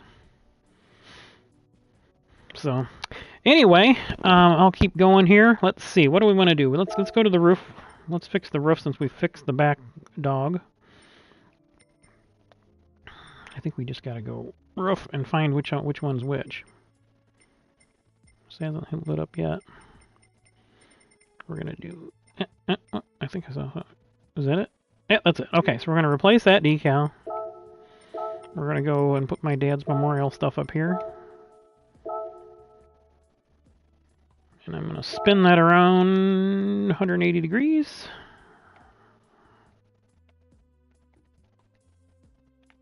Or I guess 100... That doesn't make any sense at all. Oh, you know why? Because the roof... So I turned the car.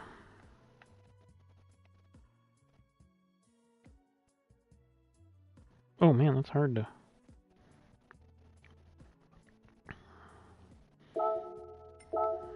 I gotta turn this thing back. I think it was this way. I wish they would fix that. If the roof and everything should...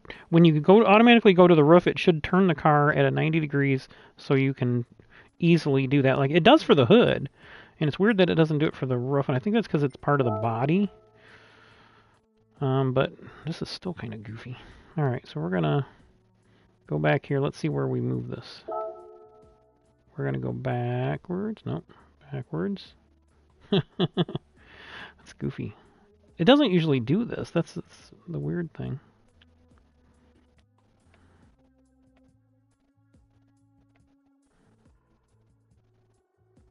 Yeah, this is acting really strange.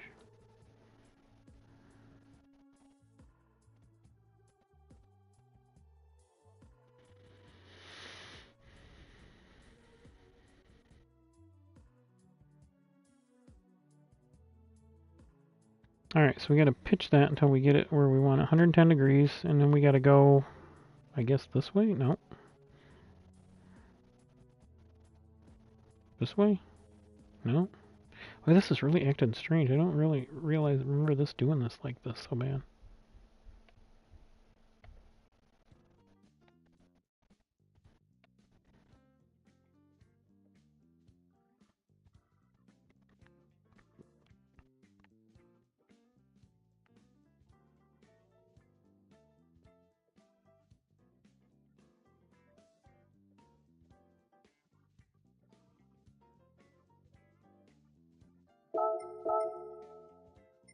Yeah, this is really weird.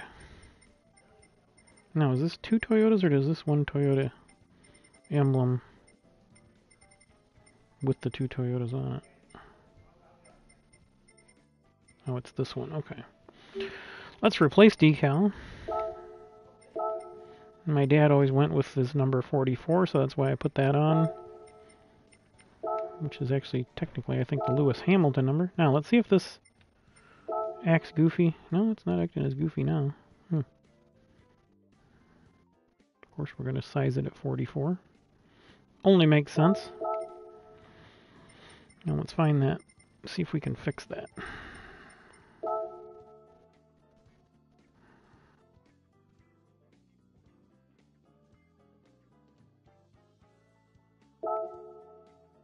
It's still backward. Everything is backwards on this thing.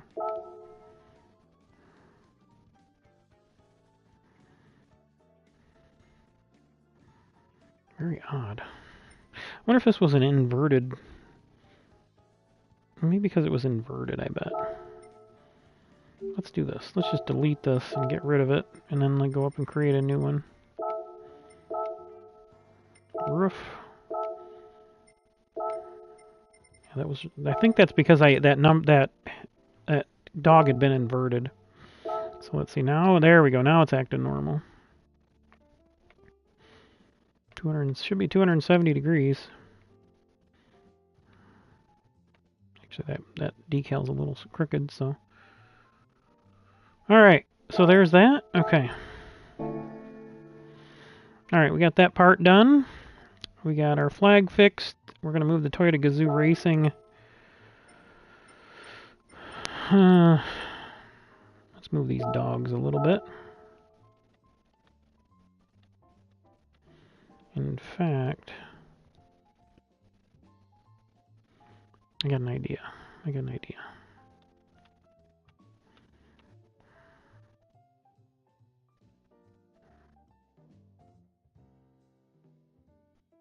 Because I still want to put a tribute to my dad on here, so leave the KingPittdawg Racing about where it's at, move it back. FQ2 can stay basically where it's at. But this dog, we need to make my dad's dog, which is a little different than mine actually. Replace decal. It's this one, because it's kind of faded out.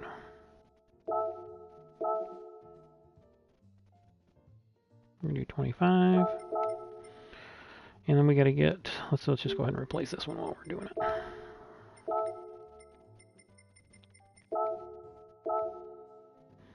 Move this up here. Oh, no. 25.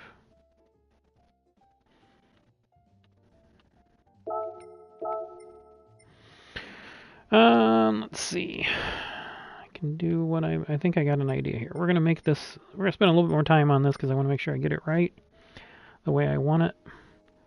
We're going to add in the bowler, or the hat, the dad tribute hat. And this can be the exact same size, which one thing I like about this one, it can be the exact same size as the dog head. Now this one, now we can duplicate on opposite side. There we go. Oh, we did a good job spacing that. Alright, so what I'm going to do now, I moved those flags earlier, but I'm going to move it again because I got a better idea after I did it. We're going to put this flag right smack on the nameplate, or the number plate. That way I can run this in Nations Cup too.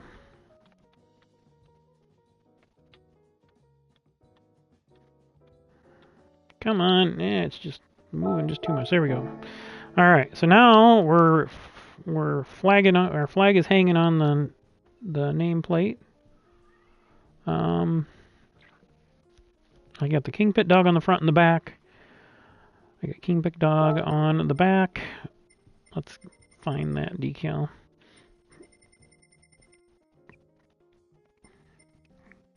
Okay, these are the side ones. Okay, so I know where those are at now. We got our, so all these we're going to minimize. This, though, I want to move, so we might as well move that now. I want to move these up here.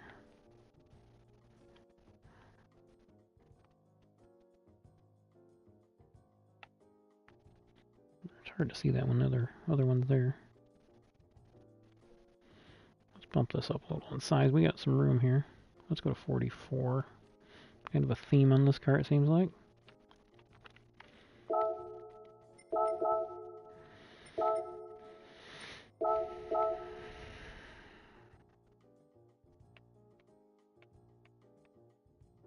Oop. Yep. Ooh, a little too much there. All right, let's go 44.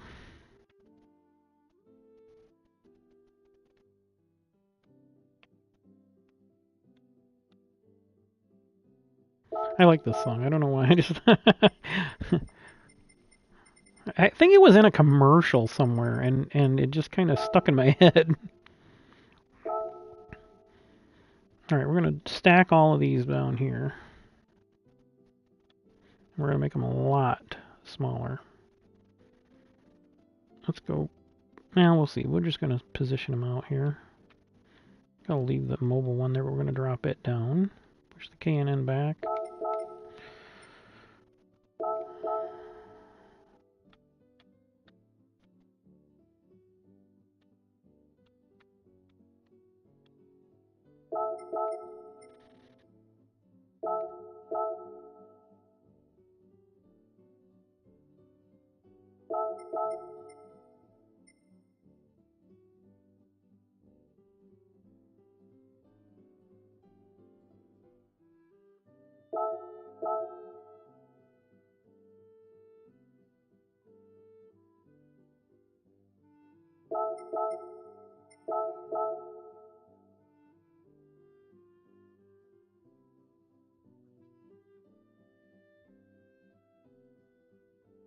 It look better at 22, actually.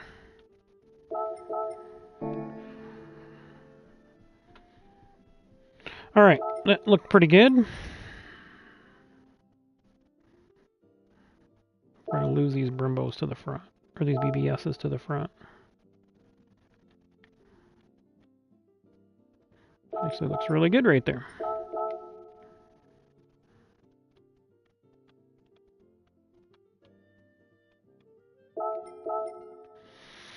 Okay, our Supra, I think we could probably make that a little bigger.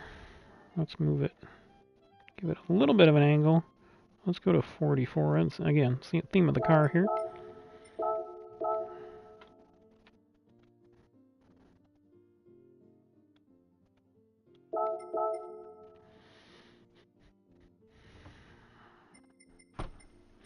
Alright, that's looking pretty good. Now, I think what we're going to do, go to the back here and adjust these a little bit.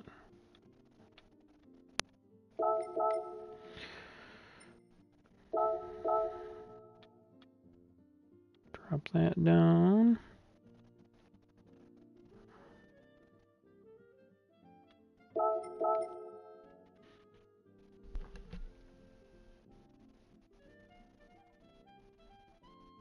Okay, so let's get rid of this dog. Okay, where is that one? Ah, there we go. Let's replace that decal.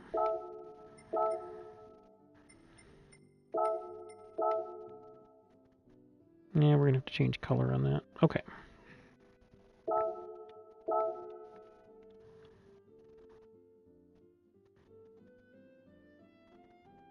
Yeah, 44. What the hell?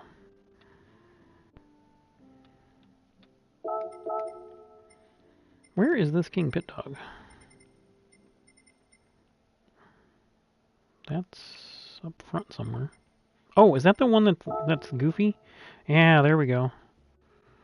We need to get rid of that.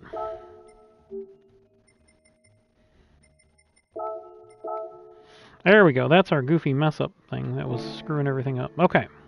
So now we got to find the one in the back. There it is. Alright, we're going to move this. We're going to make this much smaller.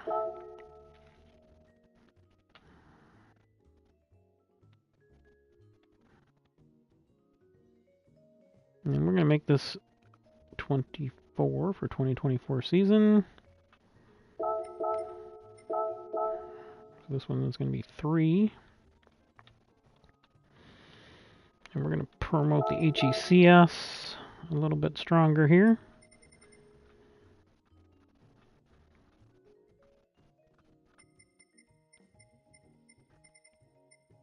I think I replaced the decal.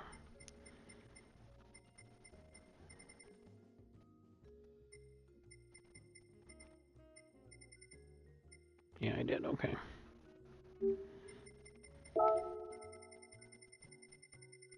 I want all this stuff together. We're just going to put it there. Add layer. Favorites. Holidays 2024. 24%. Again, easier to remember that way.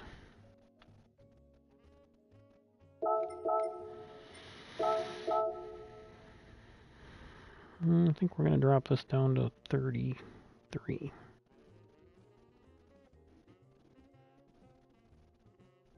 Yeah, 38 will work, I guess.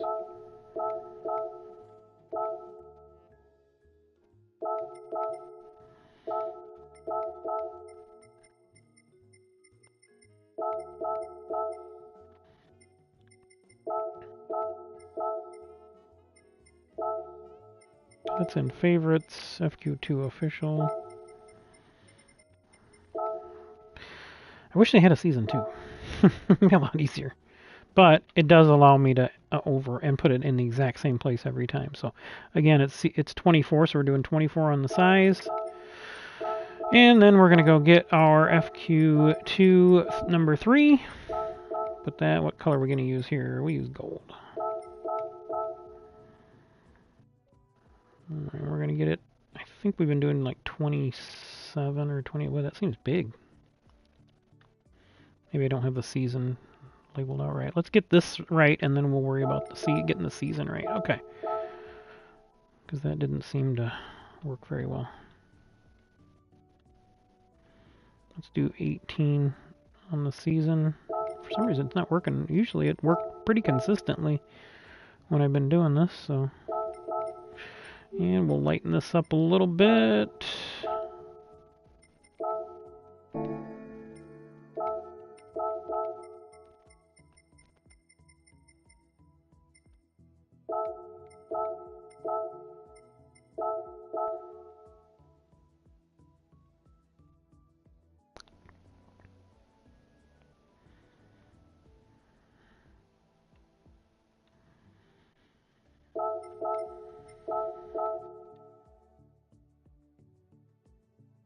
This is what I've been doing. I'm going to be consistent with it.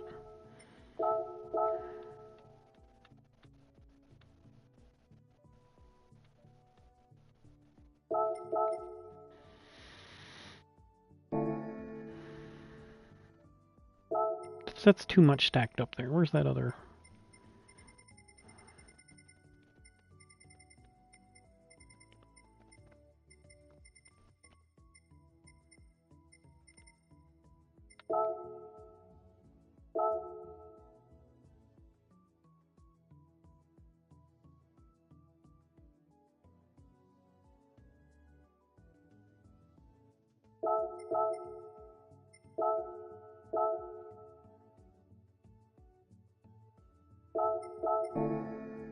There's a lot stacked up in one area, but I guess it looks okay. It works. I could move the KingPittdawg Racing down. Actually, you know, that's how I'm doing it in the... Let's move that KingPittdawg Racing down. So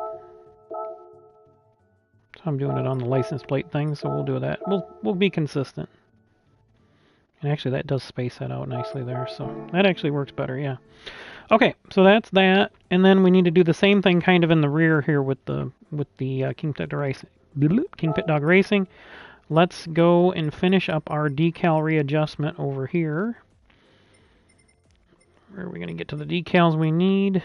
Brembos look fine. That looks fine up front. Oh, we could adjust these, I guess. We need to replace decal. We're going to go Q2 official, number 2. Replace decal, FQ2, whoop. Official number 2. Replace decal, FQ2 of... Jeez, I keep one step too far. Greetings, friend. How did it went?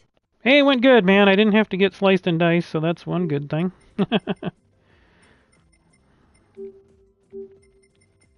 Oh, there it is. It was hiding.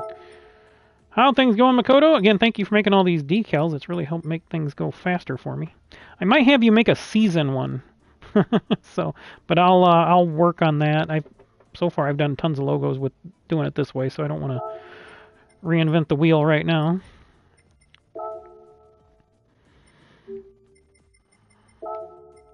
And sometimes I think it's easier just to start over on some of these.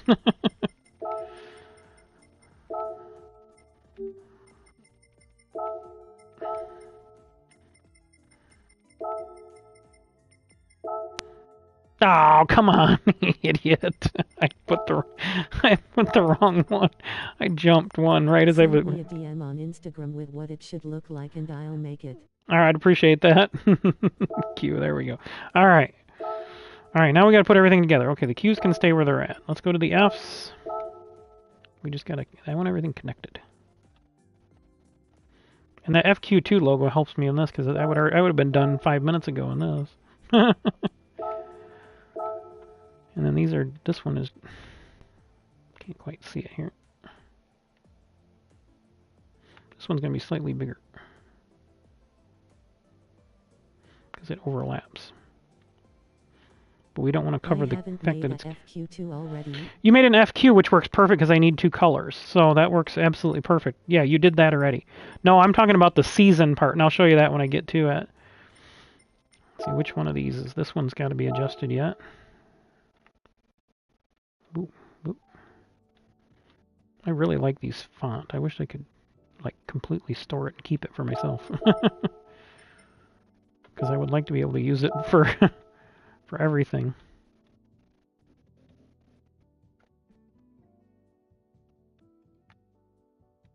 There we go. I'll make you an FQ2 too, the same way I made the HECS, multiple colors X3. Okay, yeah. The thing about it is the 2 has to overlap, so I don't know if you'll actually... Maybe you'll be able to, I don't know. You let me know. Because the 2's got to overlap, but which makes it kind of hard because you can't cover up the Q. So you got to overlap it into the Q, but not on the little part that comes down. I don't know what you call that. The little diagonal part that makes it a Q and not an O. You know, it's a little thing, you know. It's the difference between it being a boy O and a girl O, I guess. Oh, Jesus, I cracked myself up.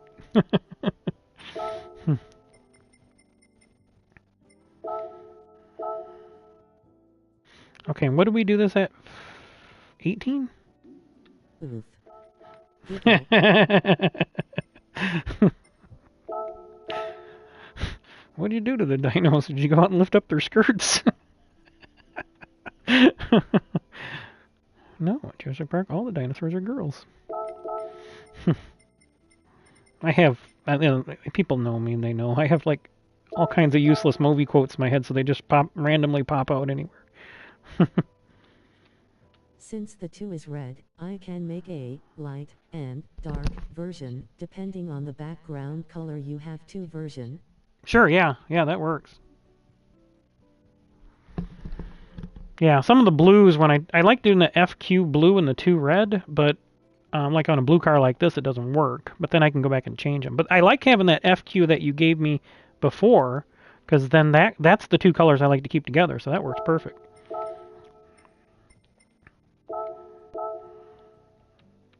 I have to look at that other one and see what that's 11.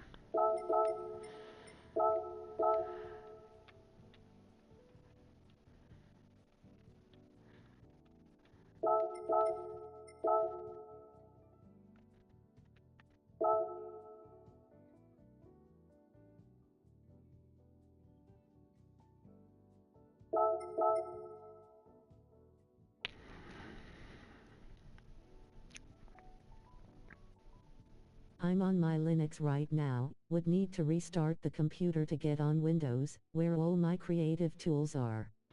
I'll make that in a bit. Yeah, hey, no, I'm not gonna be able to do it right now, so just take your time. No rush on that. I'm just moving things around here, fixing this livery once for the manufacturer here, and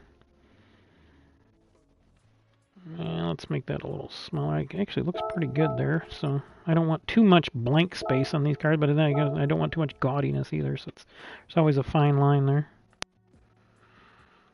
Let's say I went to, what, 18? That looks pretty good. Okay, now I can do my... Which ones are we going to run into first? Alright, let's go ahead and move these. We're going to make these smaller and towards the rear. So we're at 125. Let's shoot for 88 and see how that looks. Blank space is what I'm looking for on my car for the 24 livery of Schedulefor Racing. Yeah. So 88 and then 8. We can move that back a little bit more, I think, here. Because what I'm going to do... I haven't adjusted on this yet. So now I can go in here and put...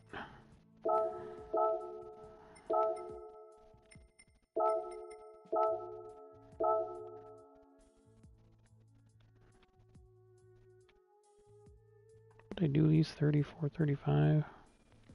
We'll kind of fill the space. Maybe I can do 44. I think that's what I was targeting earlier. We're going to put it not that much. The very slight pitch on this. Change it to red. Very minimalist, there is no anime girl on them anymore. Except on the Celestial Sphere livery. But you'll see that in HECS. Cool. Hey, you be you. I always tell people, you be you. I'm going to do what I do.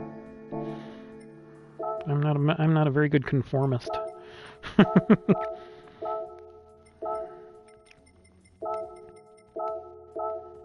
And again, we do this just remind me, you got my email?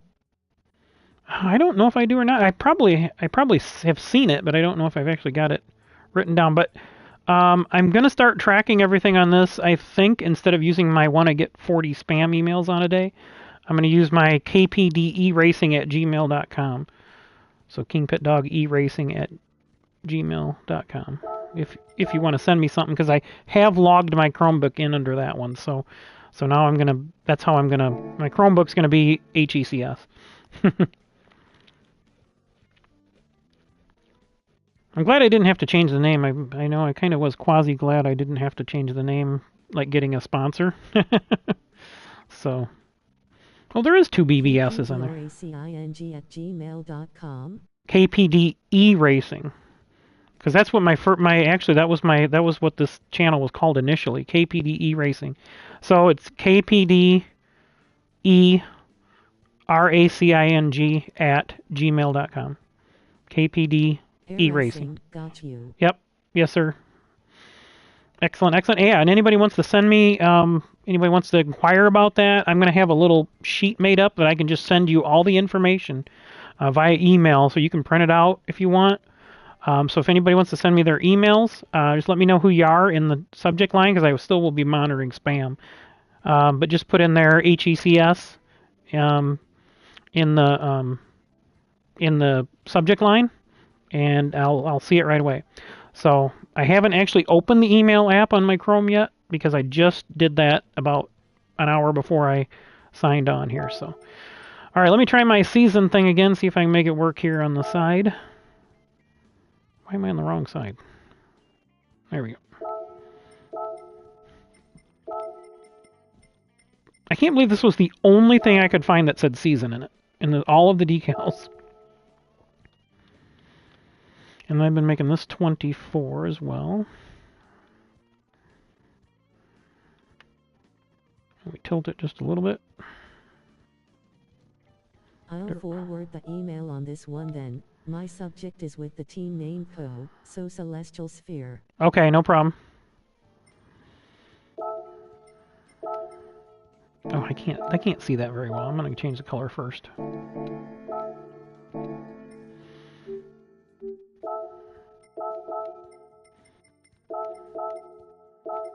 You'll see by reading, you will know it's me. Yeah, no problem. Did you see me post up there when the song was made by Makoto yesterday? I was like, what?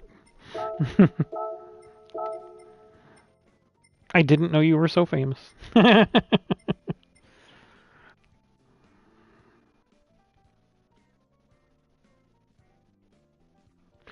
FQ2 official 3. Haven't seen. It was in the season 3 chat, but a bunch of people posted a bunch of other stuff. So you'd have to scroll back quite a bit. All right, edit. Where is it? I don't even see it. There it is. Okay. We're putting these on the back. It's always kind of hard to get the car to position the way you want it, where it's not at an odd angle. All right. So what we're gonna do, we're gonna cover that up like that, and then shrink her down to 24. I think it was no. This was 28 on these. 28 on these. And then we can slide it back, and we're still covered. And we want to just touch the end, kind of like we do with It's a fairly common name, just like Kobayashi, so there's Yeah. many me around, I guess, aha. I suppose. All right, so now this makes it so much easier. This is why I say sometimes it's easier, just because you just go in here, duplicate on opposite side, get it adjusted to fit just a little bit to the back there. Duplicate on opposite side. I like to see this if anybody wants to know if they're putting it on their decal. And I know it's anal, but put it right in between the H and the S. It just presents better that way. And this is angled it one more. You understand why I make so many logos for my cars now, right? Yeah. Yep. I wish the computer could figure out that you're laughing instead of X3.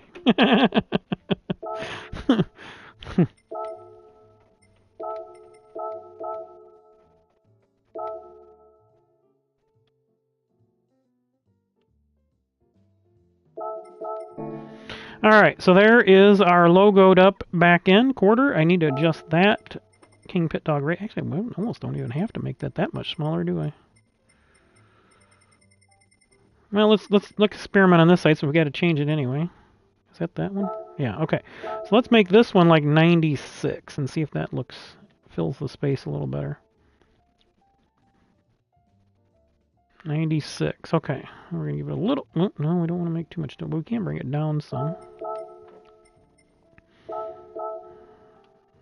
Make this 8. Actually, let's make that one 9, just so so we can tell the difference between the two.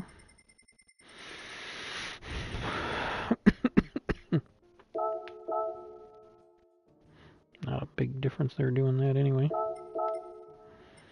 Let's preview this thing. Actually, let's go ahead and change our color since I'm going to do that anyway. There was a really nice looking gray in here that I liked. I've been using the Midnight Stealth, and if it works with this one, I might use it. It was the Emil Fry Racing Gray. I don't know, let's try that Midnight Stealth. I really like that Midnight Stealth.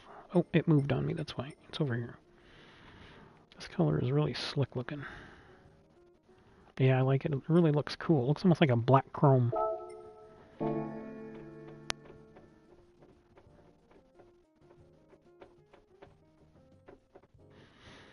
I don't know.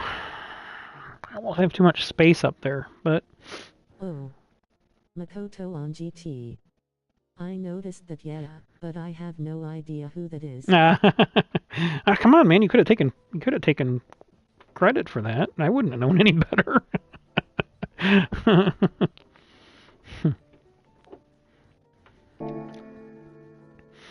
All right, so I like that pretty much. It kind of makes my dad dog disappear there. Let's go ahead and add those logos. Yeah, I'm working with PD like every day. See now I know you're fibbing.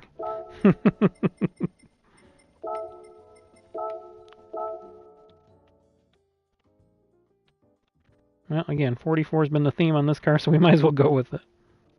Let's do it right at the breakoff line on the number plate. We'll adjust that just a little bit to the back. We're going to do our letters.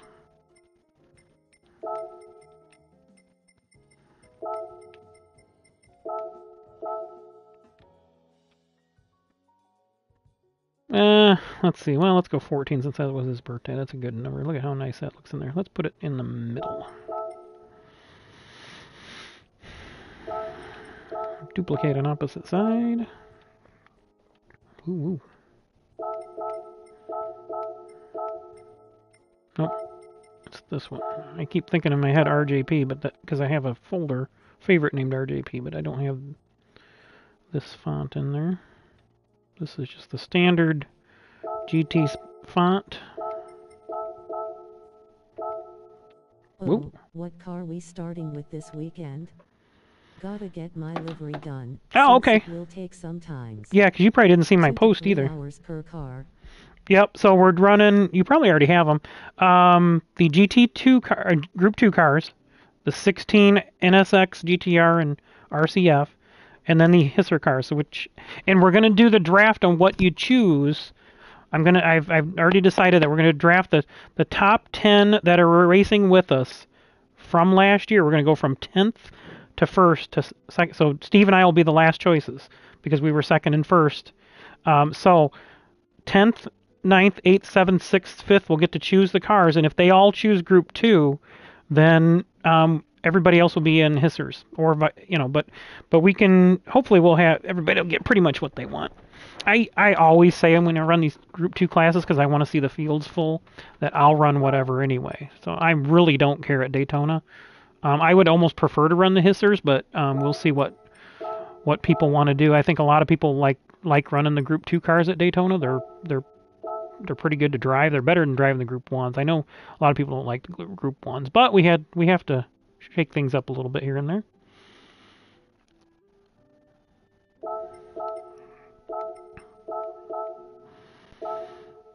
Sometimes I just ran a manufacturer race at Mt Panorama. I don't like running there.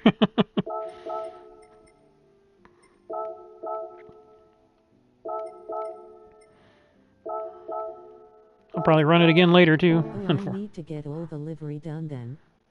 Just have the cup car right now. The others bugged out. Oh no! You lost them? Oh damn, that sucks. Makes me want to put this on a thumb drive. All my savings. Man, that sucks. I would be lost if I lost all my cars. Holy crap. Never thought about that. They are there. They just won't load. Oh man, that sucks. Alright, so now that we've changed the color I actually like the way that Season 3 goes along the license pocket. That actually kind of looks cool. Alright, so that looks pretty good. I think the livery looks overall pretty good, better than I thought. We don't really, the dead space doesn't look dead because of that, but I am adding this year some differences here in the flags. So I'm going to go do that now. Those are usually the first thing because they're underlayered everything. We're going to change this color and we're going to come a little bit. I think we're going to do, let's see, let's do... Like it loads for literally ever. I let the console loading all night. Oh, geez. Stupid PS4, I guess. Yeah, that's got to be a PS4 glitch, huh? Alright, so we're going to move this one forward. That'll give us a little bit more. We're going to tilt it. Let's do 343. That's a nice even number. Okay, and then we're going to take it and we're going to duplicate it. And I think, what was I doing? I can't remember now. I don't think we flip horizontally. Yep. Nope, that's not what I was doing. Yep, so... I think we're just going to delete this one. I got it screwed up now. Alright, let's do this one again. We're going to duplicate. And then what I'm doing is spinning it around the other way.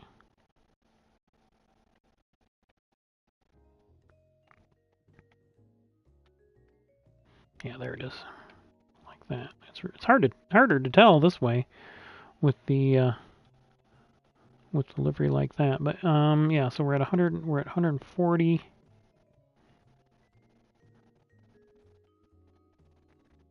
Let's do 125. We'll move it. I want to get that tail on. There it is. Okay. 333. Okay.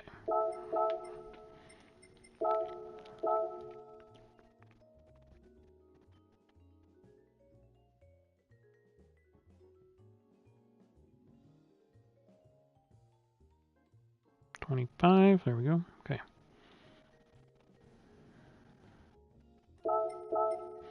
Let's move this one forward.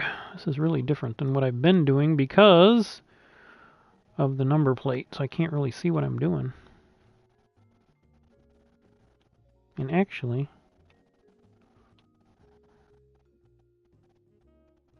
we're going to do it like this. I think what I did is spun this around. Yeah, that's what it was. Yeah, we did this. We spun this around.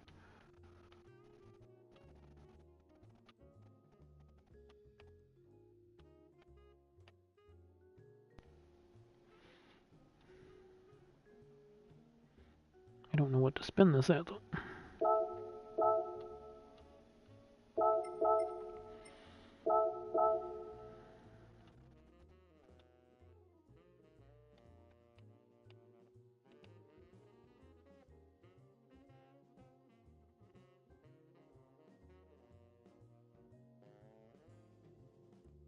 Maybe it wasn't that much.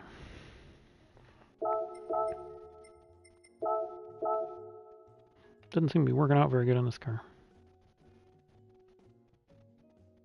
Probably because of the nameplate. It's just not jiving.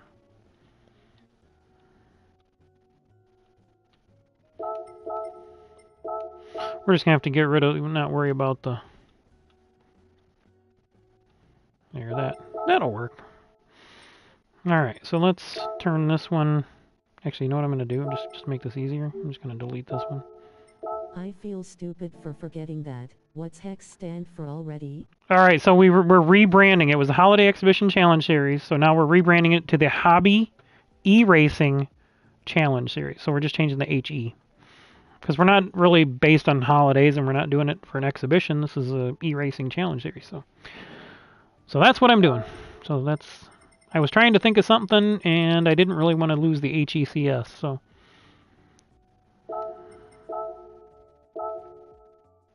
Hobby E-Racing Series?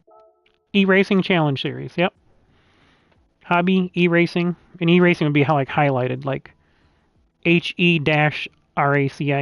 So that doesn't go into the acronym. So Hobby E-Racing Challenge Series. And maybe someday when we do the logo, we can do it right at the E, Like right at the E, in the middle of the E, we could make like racing in there really tiny. I might do that anyway. I just gave myself a whole other idea to make my liveries even more harder. Isn't that wonderful? Yeah, I messed it up. Aha, thank you. Looks better the full name in the email. Oh, okay, yeah. Sure. I'll prototype that. Yeah, and the R won't have to be capitalized, so it's capital E dash racing. So, yeah, so the R won't be capitalized, so we don't try to confuse it in the acronym. So it works, and we made it work. Then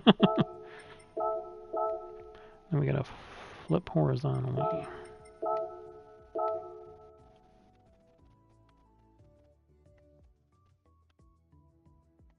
It still doesn't seem to be doing what I want it to do, but I guess it's really getting hard to judge. Yeah, that looks fine. We're gonna leave it like that. That looks fine. It looks pretty good, I guess. Let's see what it looks like out in the sun. The one I was able to come up with was Hyper Engineered Challenge Series or something like that. Ah, yeah, that's pretty good. But I started thinking about what we're doing and about why I've changed the points and that, and I'm like, we're hobby racers, and I'm like, oh, wait a minute, hobby. Yeah, that's one thing the last thing I probably would have thought about. But yeah. So I think it'll work like that. I think it'll work. I think I'll leave the red on this. I was going to take the blue, but adding that blue on the flag, on the side flags, really helps. I think that looks pretty good. Rest in peace, Dad. I don't really need to put the age on there, the years on there. I'm kind of just doing that on the sides now, giving him some room on the sides. I think this one came out pretty good. So tell me what you think, Makoto. Do you like this is slightly, I think, slightly smaller over here, the KingPittdawg Racing, or this is the slightly bigger? It's only like a 12 scale, so it's not a huge difference. I might just put it at 100 and leave it.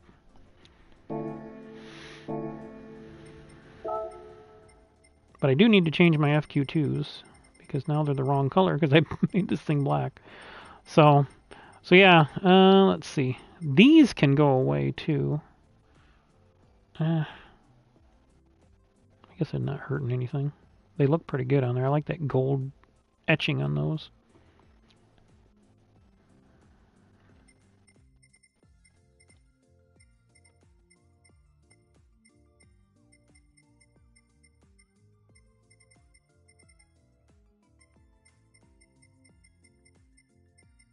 Where are they at? I must have went right by them. Ah, there they are. Okay. Q, blue, Q. I wish you could like click on a bunch of them and say I want all these. Click, click, click, click, click, click, click. It's just sad we can't move the number tag. It's wasting space, mostly for livery like mine, with the team logo in huge across T. Yeah, I agree. I wish they could eliminate the number tag. It's kind of silly, but I get it. They want to promote their deal. Alright, so we fixed all that. Fixed that. We got our KingPittdawg on there. We're midnight stealth now. And we're going to overwrite this. KPDFQ HECS 2024. I got all my HECS on there. Oh, I know what I was going to stick on there. Yeah, that gazoo's a little big. That's a little loud. Let's fix that. Pardon me.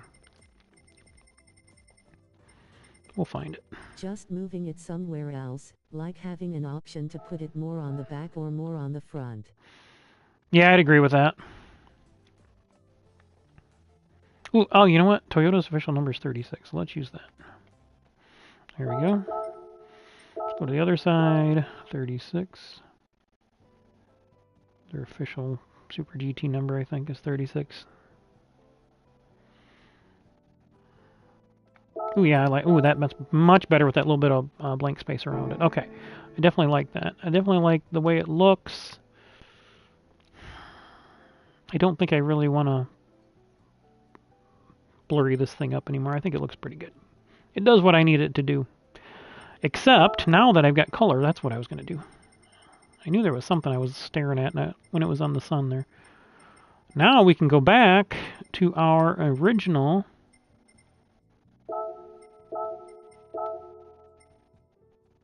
Yeah, the E and the S are a little light. Yeah, we're going to leave it like that.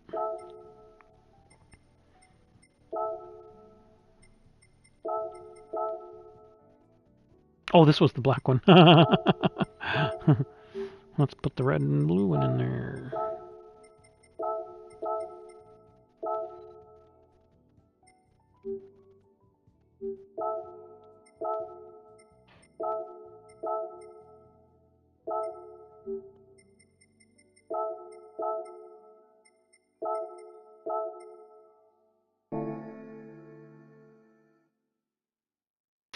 Beautiful. All right, I will accept that.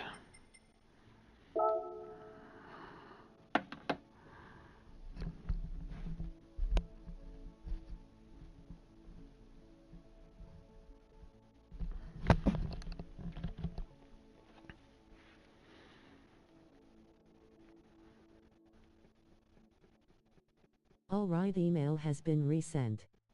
My email would be celestialsphere@asthriona.com until I get the right domain name. Okay, cool. All right, gotcha. All right, and there is our car.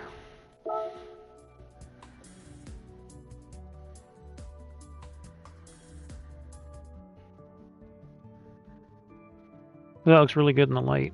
I like that midnight stealth. I've seen that color and I didn't really care for it in life, but on the game it looks really well. It works really well. It spelled it, XD. Right.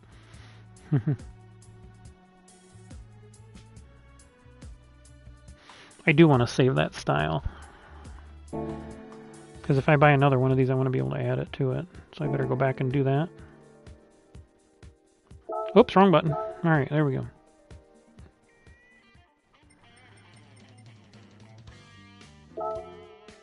So it's the KPD FQ2 HECS 2024 GTWS.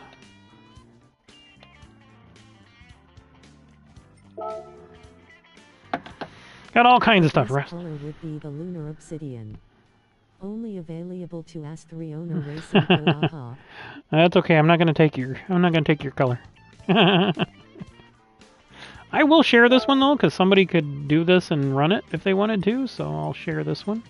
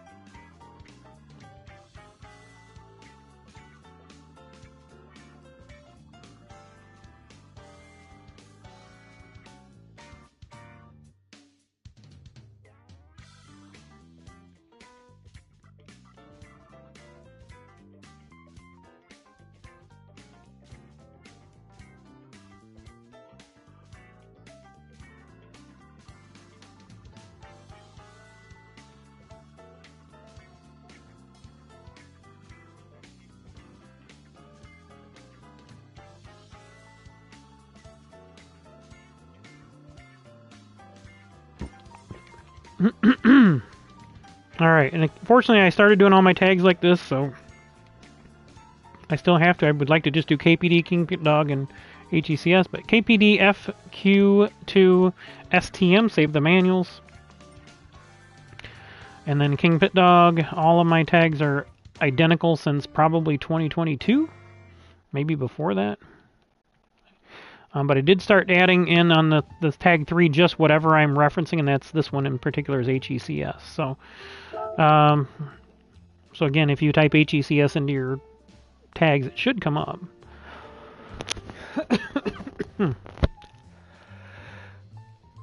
All right. Well, there is... Is it almost 5 o'clock? Holy crap, where'd the day go?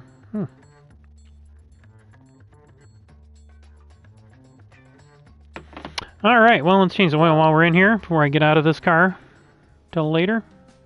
I don't know if I don't even want to try to run the Zuper there. I think if I could eliminate that mistake there and fix the glitch, we could do okay there at Mt Panorama.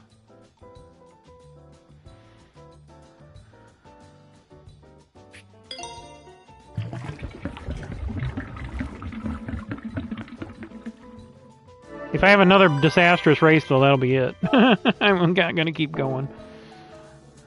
If I have a good race, though, I might run another one, see if I can have another good race. Because I got to balance out those bad finishes. Alrighty then. Well, let's see. What else is coming up here? Well, let's just take a quick look in the Legends, because I have not been in there today. I have most of these cars. I was thinking, maybe when there is a hole in the racing schedule, I could place a small K-car race, like an annual event. Yeah. Yeah, absolutely. Yeah. Those things are always interesting to race. Whoops, that's not used car. I didn't click over enough. Get out of there. All right, so let's take a look in the used cars here. And again, I'm going to run over the schedule one more time before we sign off here. I do want to address the glitch. We got a lot of the cars that are... most of these cars we've made hissers out of. We made this one. Not these little bitty things, but... the Lancer Evolution are all basically the same. The Sylvia is basically similar to the Salady. The S14, I don't think we had that in there, but we do have the 180SX, which is going to be the exact same basic car. Let's take a look at the power. No, this one's already a 2-liter, so I'm not sure... I don't think we had this one in there, so we might have to build one. Let's build one real quick for us. This shouldn't have any problem whatsoever becoming a hisser. Let's just look and buy some more if we got any other ones. Tebratite R. What's the power on that one? Yeah, that's probably too light. I think we need to be about... I've been thinking about that for a while, and if it happens, I kinda want to run it like it is in Japan. Minus the rock, paper, scissors at T. We got that one. All of these cars are hissers. Not that one. We could probably make that one, but I'm not spending that on that right now. We've got one newer. I think it's the 995? But it's the 95. I'm not sure what that is. The 993 maybe that is. The Lancers, like I said, all the Lancers are all basically the same. The GTRs are going to be basically the same. Most of the cars are basically the same. This one here, this is one of our Cup cars, so if you want to get that one now, you can get it at a little bit of a discount. It's not a big discount. It's not that much in the... This is one of our hissers, R32 GTR Nismo. I would probably...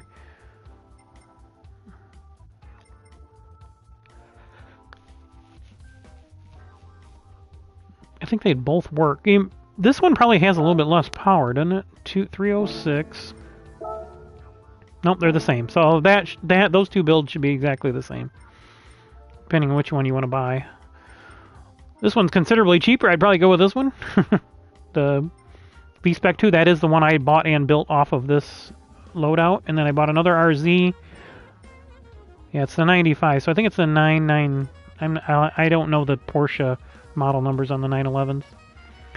We built this pretty much, so if we go down the list here, yes, Tuscan, yes, Fairlady Z, yes, the GTR, yes, the RZ, yes, the M303, and this is the inline 6 one.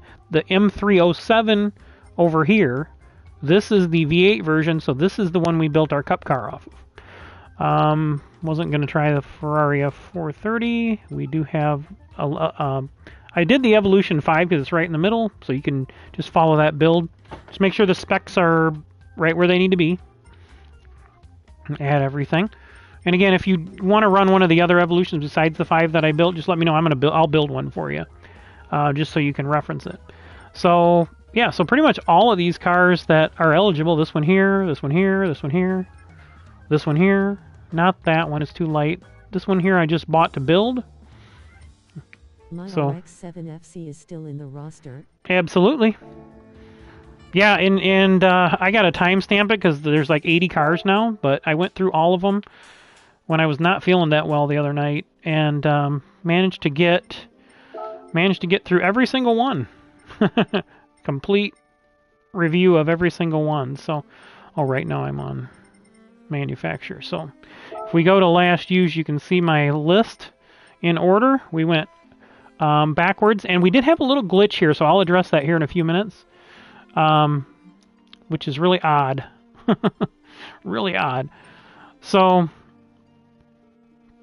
this is the Willys. That one I wouldn't even bother with, but I did that just for fun, just to see if it could how much you could max it out, and that's its max right there. And added ballast. The Wicked GT, the E-Type Coupe, the Corvette 63 Coupe.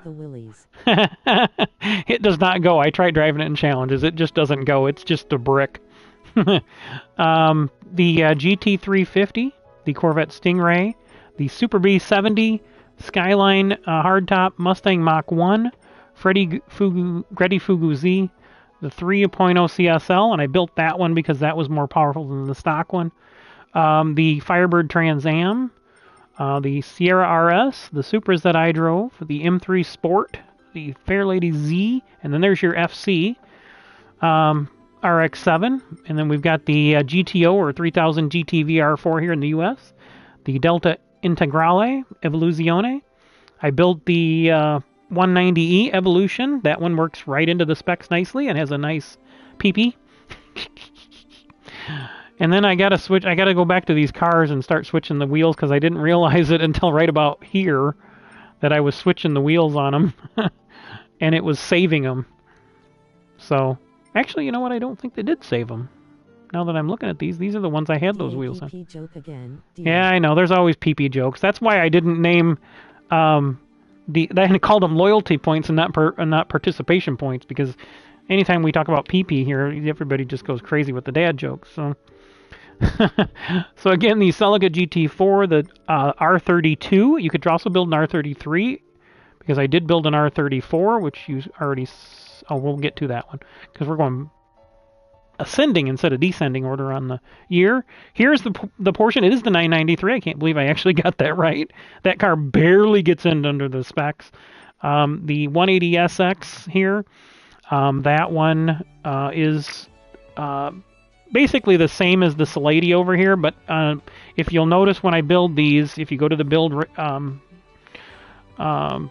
video, the 180 and the Salady, I build them different, and they actually come up with a different PP level. So I don't know if this Salady has a slightly longer wheelbase, but otherwise, you look at them, they're the same car otherwise. I mean, besides the nose.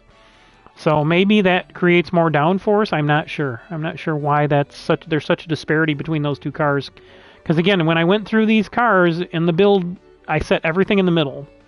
Aero I set in the middle of the lower range. Some sort of derivative, either 20 or 75 or 25 or something. That was right in as close to the middle as we could get and keep the PP level where it needs to be. But then the MR2 here, that was one of the WSS cars from last year. This is one of the new builds, the Super RZ. It looks like it'll be very strong. And also those watching the what we did notice during that the HECS build video, most of the cars are going to have to be below like 606 if you want to be able to put soft tires on them if you have an issue. Like I said, that's a strategy thing. So you might want to pick a stronger car. It doesn't matter. The one thing I've also decided I'm going to do that I may not do at Daytona, but I'm going to do through the season, is there will be a limited number of each car you can run. And again, that'll go back to that draft order where you'll choose your car, and you get backwards in the points gets the choice of cars first, because that's only fair. If somebody's ahead in points, then they've scored more points. But there's so many cars to choose from that shouldn't be a question. If you pick 4 or 5 cars out that you like, and if you have to switch alternate car, I mean, the only chance, there's only going to be like maybe a chance where so many people, if we only allow two of the same car in one race, then there's only going to be 2 people driving. So there's only maybe 8 or 9 others that might choose a different car. So the chance of being able to use the car you want are pretty strong. There's so many cars. And again, here's that Lancer I built. I also built the WRX. There is an 04 version. I think you can actually buy right out of the brand Central. But I built both of these. The Silady BTW. The story is, when a street racer broke the nose of their 180 SX, they replaced it with a Silvia front since then Nissan make it a real car. Oh, well, it makes sense. I mean, they're built on the same exact platform. I mean, there really isn't anything different on the structure on the front of those cars because, like I said before, I had a 240 SX, which they sold with like that truck engine here in the U.S., the 240, the 2.4 liter. That one, when I bought it, I got it from a guy because he abandoned it. And then I sold it to a guy who wanted me to fix it then, and I had my shop.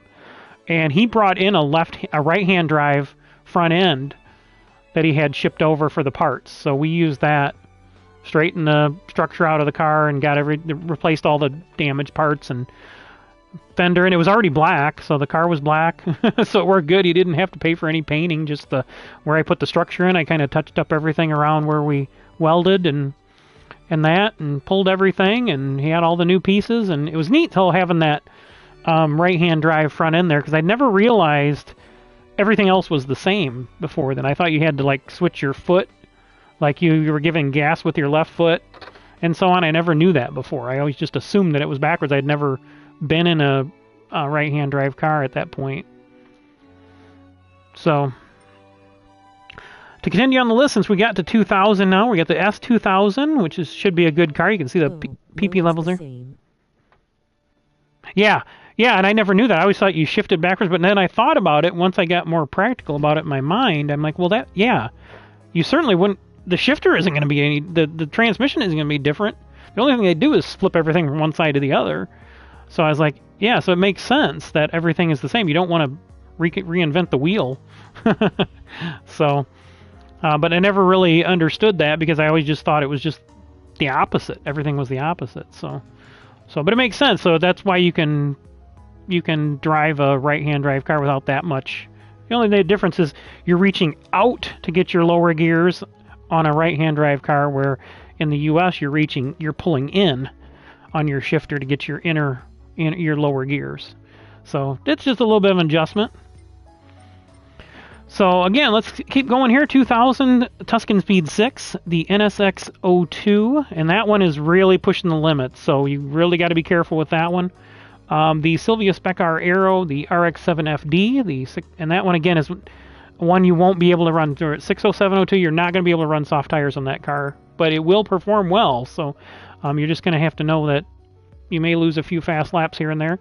The GTR R34, and that one you can put soft tires on with the way I've got it set there.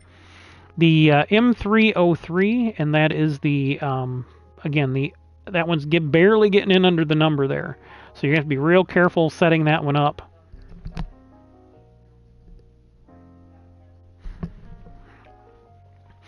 And then the DeLorean, which nobody will probably practically use. A lot of these hatch cars you're not going to use unless we require race with that. So again, I think at Goodwood, when we run our races at Goodwood in these cars in the summer, we're going to run 3 different eras, which Goodyear is famous for the Festival of Speed. So I thought we might run like a pre-80s era, then 80s and 90s cars, and then cars from 2000 up. So that would start with the Tuscan and work our way up from there. So all these newer cars would be in the final category.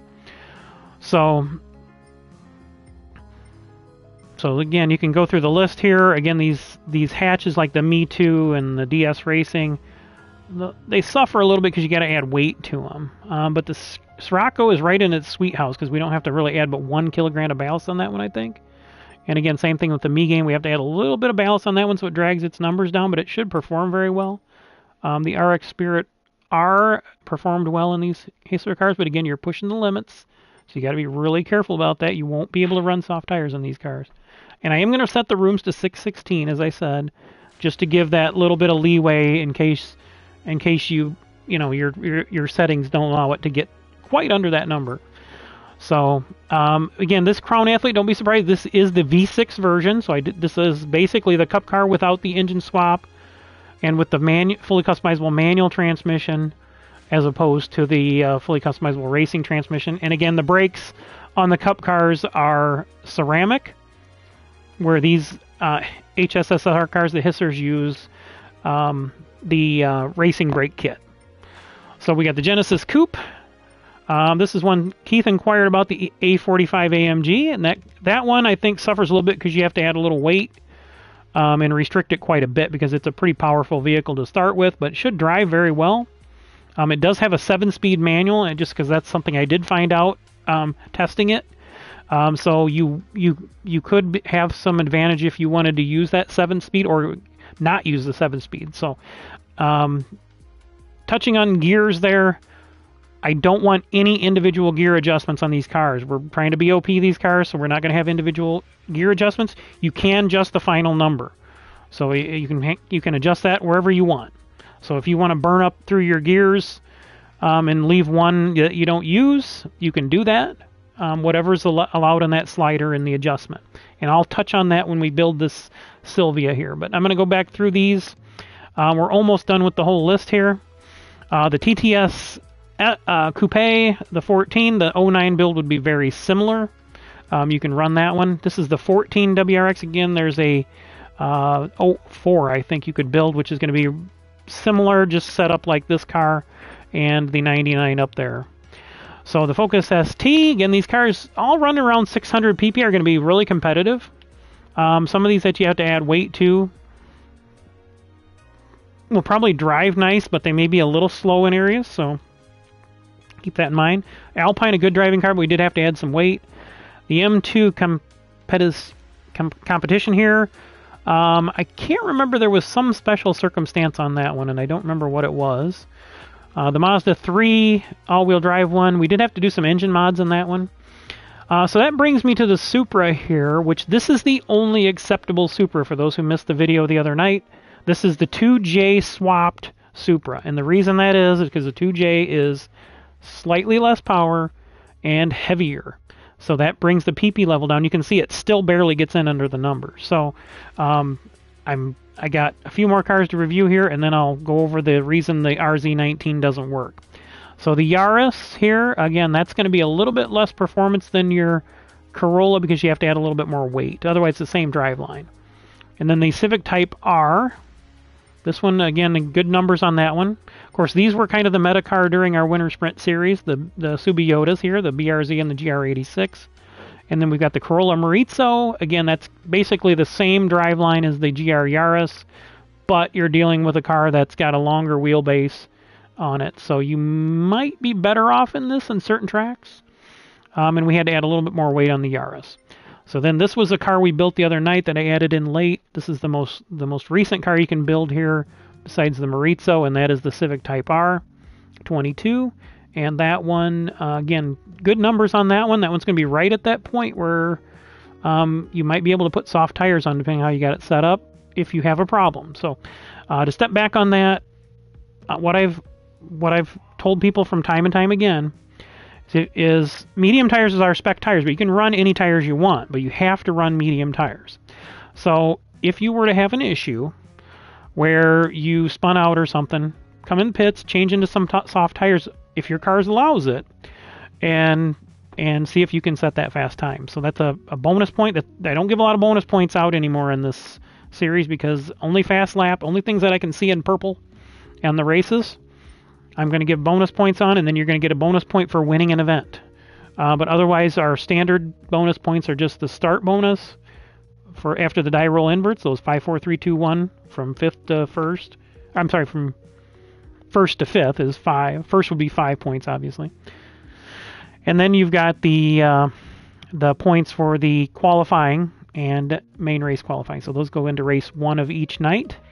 And then, again, each additional race, you get a die roll invert, and then it'll be 5 bonus points for starting. So I didn't want to give 10 on those because sometimes you're getting somebody that's having a really bad day, and they really don't deserve to have points if they had a 13th place finish.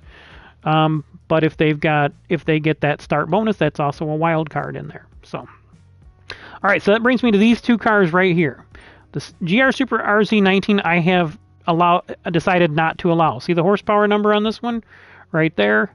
That's the only way I can get it in under the numbers. So we've got this car right here, which fits in the bill. It's the same car if you want to drive it. It's arguably a better engine. But again, start with your Super RZ19, not the newer one. And then go do your engine swap if you want to drive this car. And build it this way. This one right here. And that's in that hisser video I did the other night. Should be like I said, about 4.5 hours long. So the Cayman is the other car. Now I have not banned this car. But if you're going to drive it, you need to reach out to me. Okay, I'm not going to let you drive it in an event if you don't tell me. Okay, you're not just going to come in, I want to drive the Cayman? No, because the Cayman does not fit in the spec. But if you want to drive it, I think you got to go to like 234 horsepower to get it in spec. And that's everything I could do to play with the aero to try to minimize that as well. Because we don't want any ringer cars, and this car is pushing over the PP level. And it works on every other car except this one. So just keep that in mind. If you want to run that car, if you absolutely have to run this car, it doesn't fit the spec tires. Almost every other car fit the spec wheel size or within 1 inch. This car does not get into the regulations. So if you want to drive it, you can drive it, but you're going to be underpowered. Okay? And I'm going to tell you where we'll set that, and you won't be able to run soft tires on it. So we're going to set it where it's high enough to where you're running mediums, and then you're not going to be able to switch into softs. So we're going to find that happy balance there. You're not going to run it at 220 horse and then run soft tires on it. We're just not gonna allow it. I did test it at Daytona with the settings right there, and it is considerably slower than the other cars, like 2 seconds at that. That horsepower at Daytona is paramount, even though this car does handle extremely well. So that is our whole hisser list. These are the other cars we're running. The NSX Concept right here, the Group 2 car.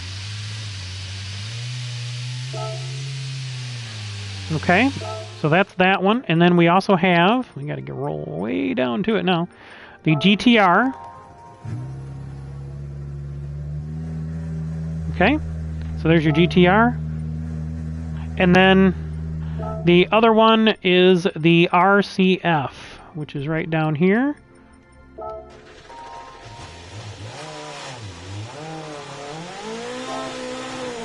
Now, I can't BOP these cars in the room,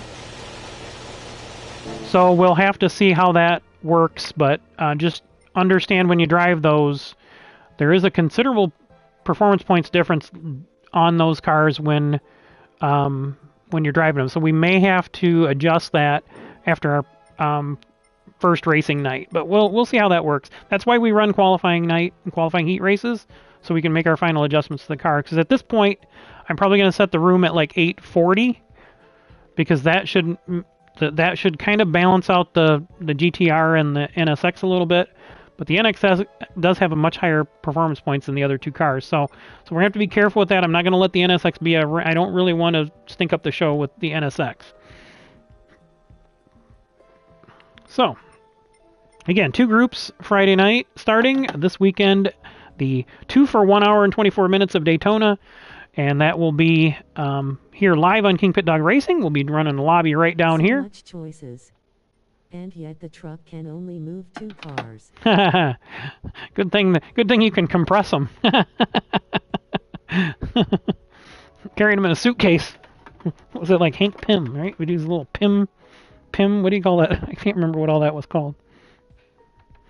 So, all right. Well, I think I've hit on everything here. Let's real quickly. We're going to build this. We're going to build this.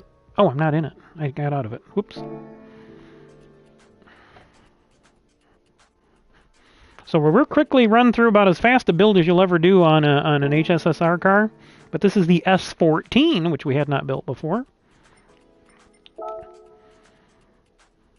And again, all the HECS cars are made a race car the same way. Everything is the same except the transmissions and the brakes. But we're making these cars, we're making stock cars, race cars. So let's get on our. I'm playing on realism. I'm choosing 2 cars and stick to those. I appreciate that, but no, not everybody will be able to do that, and I appreciate that. I'm giving you guys about 5 cars to choose from, and we'll figure that out because 2025 is going to be more rigid. But I'm going to give you guys about 5 cars to choose from, and then you can have a main car, but you can only run that in 50% of your races. So if it comes down to the end of the season, you may not be able to run your main car at all if you haven't peppered some other ones in there in between. All right, so here we are. We're back on our Sylvia K's Aero S14, which was the Nissan 240 SX here in the U.S., not with this engine that it's in this car. But this is a pretty famous car to put an LS swap in and go drifting with here in the U.S. First step on all of these cars is wide body. We want to wide body this thing. We're going to install that. You need to try my demon build, bro. Oh, your demon build? I will, because I haven't even played with the demon yet, because I've been so busy with all this stuff. So yeah, I might do that. That reminds me of my GTR I had back in like GT2 that I couldn't even put the throttle down on. It had like 1,200 horsepower or something like that. And it would go like, oh God, what would that thing do? Like 400? If I wrung it out, you could never stop it. I could never drive it. It wasn't a practical car to race. All right, so we did our wide body. Now we're going to put some wheels on it, and I'm going to do something a little different on this one. More than what I normally do. Let's put these on here. But the most important thing is we want to go 17-inch, and we want to go wide on these, okay? So there's that. Now we can get out of here and just go right across the board. We want to add our splitter type front end, our side skirts in the widest ones we can. Yay, the build is 1,180 and does 115s at Atlanta and sub 2 minutes at the mountain. Yeah, I saw your post on that. Yeah, that's crazy. So then we add our aero diffuser in the back, and then our wing, all of the wings on all of the cars are the same, medium 22. And again, there's a few exceptions, like your hatchbacks have to have that underwing that looks similar. And then there's a few exceptions where they don't even allow this medium 22. So racing items, I want to see some hood pins. You can whichever you want. I happen to like these on newerish cars. And then I would prefer the Type B hook, because again, we want to make these things look like race cars when we're doing replays and things like that. So we're going to put a roll cage in it as well. If the roll cage is available, I'd like to see it on the car. So other parts, light bulbs, you can do what you want. I always tell people the super cool ones just like me. License plate, I'd like to have the rear one only if you could, and there's a reason for that. Grills, you can adjust how you want. I kind of like that one. Alright, and you can add the caliper color in after you do your performance mods. So performance mods, again... Or when Mako is taking pictures X3. Again, I want to see every car spec'd out the same. Yes, you can get to the specs without doing this, but I want all the cars the same. This is a... Just like if we had a system where you were going in and saying, okay, you're getting this Greddy controller, which you do, and then... you know, you're going to get these brakes from this manufacturer. So every car is going to need power restrictor and ballast at one point or another. So just go ahead and get it. This car needs ballast. Semi-racing, we're going to add the fully customizable racing computer, fully customizable LSD, fully customizable manual transmission, and increased body rigidity. That is the same on every single car. This particular parts, these 4 parts, are on every single car. This one hasn't. Is this one a turbocharged? Yes, turbocharged car, so it's going to need a racing intercooler, racing air filter, racing muffler, racing exhaust manifold. Okay, every single car. If you won't have the racing intercooler if it's naturally aspirated. Every single car is going to have racing brake pads, and either one of these racing brake kits you want to buy, doesn't matter. They're both supposedly weighted the same. If you have an all-wheel drive car, you're going to have torque vectoring center differential. That is required this year. Racing clutch and flywheel. Fully customizable suspension. Again, this is a full race car suspension. Basically a full coil over you're adding to it. Brake balance controller is required this year just to make sure everyone's even. And then again, you don't have to buy hard tires. I don't see where we would use them this year, but I buy them on all these cars anyway because they're prototypes. So there is all of your performance mods. We're not going to use anything in the Extreme or Ultimate unless I say otherwise. There's only a handful of exceptions to that. And that's because we were trying to get engine power up on most of those cars. So right now we're at 266 horse, so we're overpower and underweight, so we're going to go set our car. But before I do that, I'm going to go real quick and show you that now you can add in, oops, nope, it's other parts, caliper color. Able to choose almost any car. Any car that got on this list, any car that'll get spec. Yeah, pretty much any car. I mean, I got 80 some odd cars now, and this is yet another one.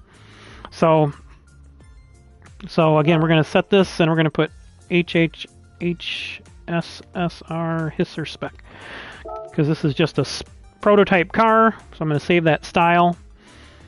Again, the wheels on the HISR cars are, you're allowed any car. You're allowed any wheel, but they got to be as close to 17 as you can get, or 17.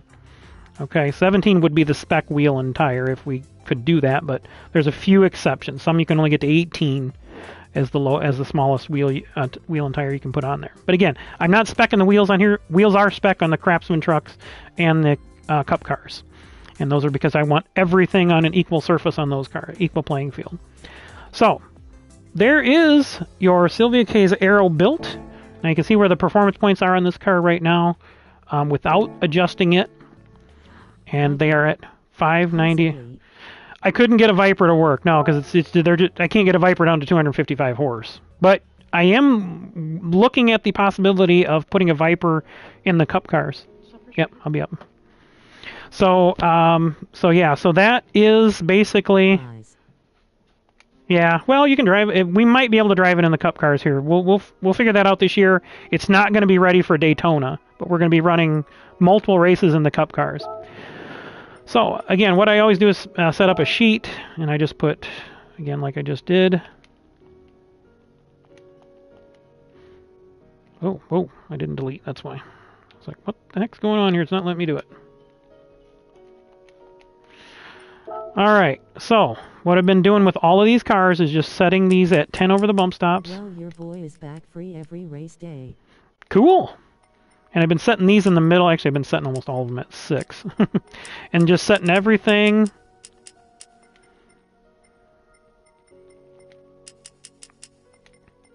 in the middle just to make the base prototype car up. Again, you can adjust these things in the races, but I'm doing it like this just to make like a baseline spec for the car.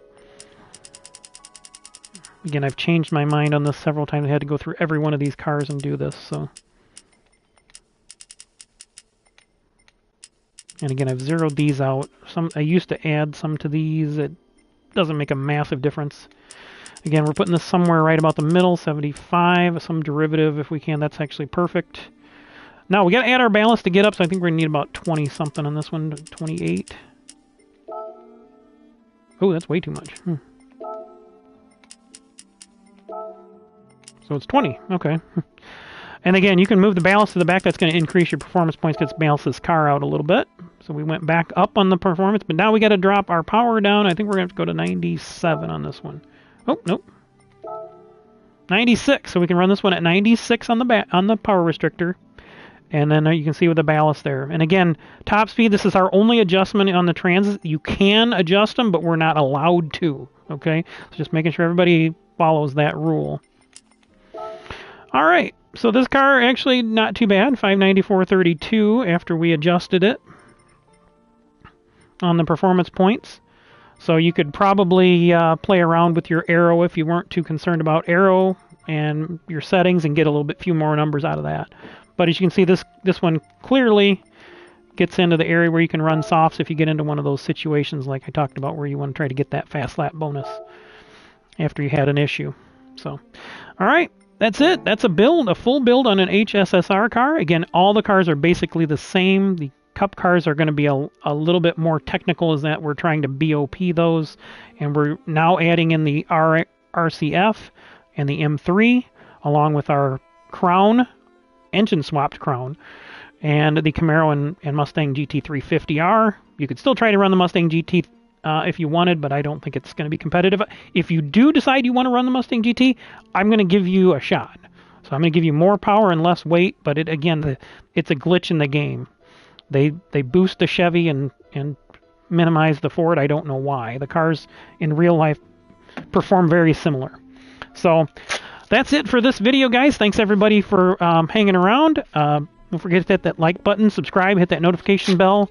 We're going to get this again. We're going to get the HECS kicked off this weekend, and I'll probably be on again this evening and try to get rescue my DR here on Mt Panorama. So we'll see you guys around. Until then, KingPittdawg out. Again, and if anybody has any questions, you can reach out to me at KPDWRACING@gmail.com. So that's going to be the official email for the series. So you just type HECS in the email line. So thanks everybody. We'll see you around. Until then.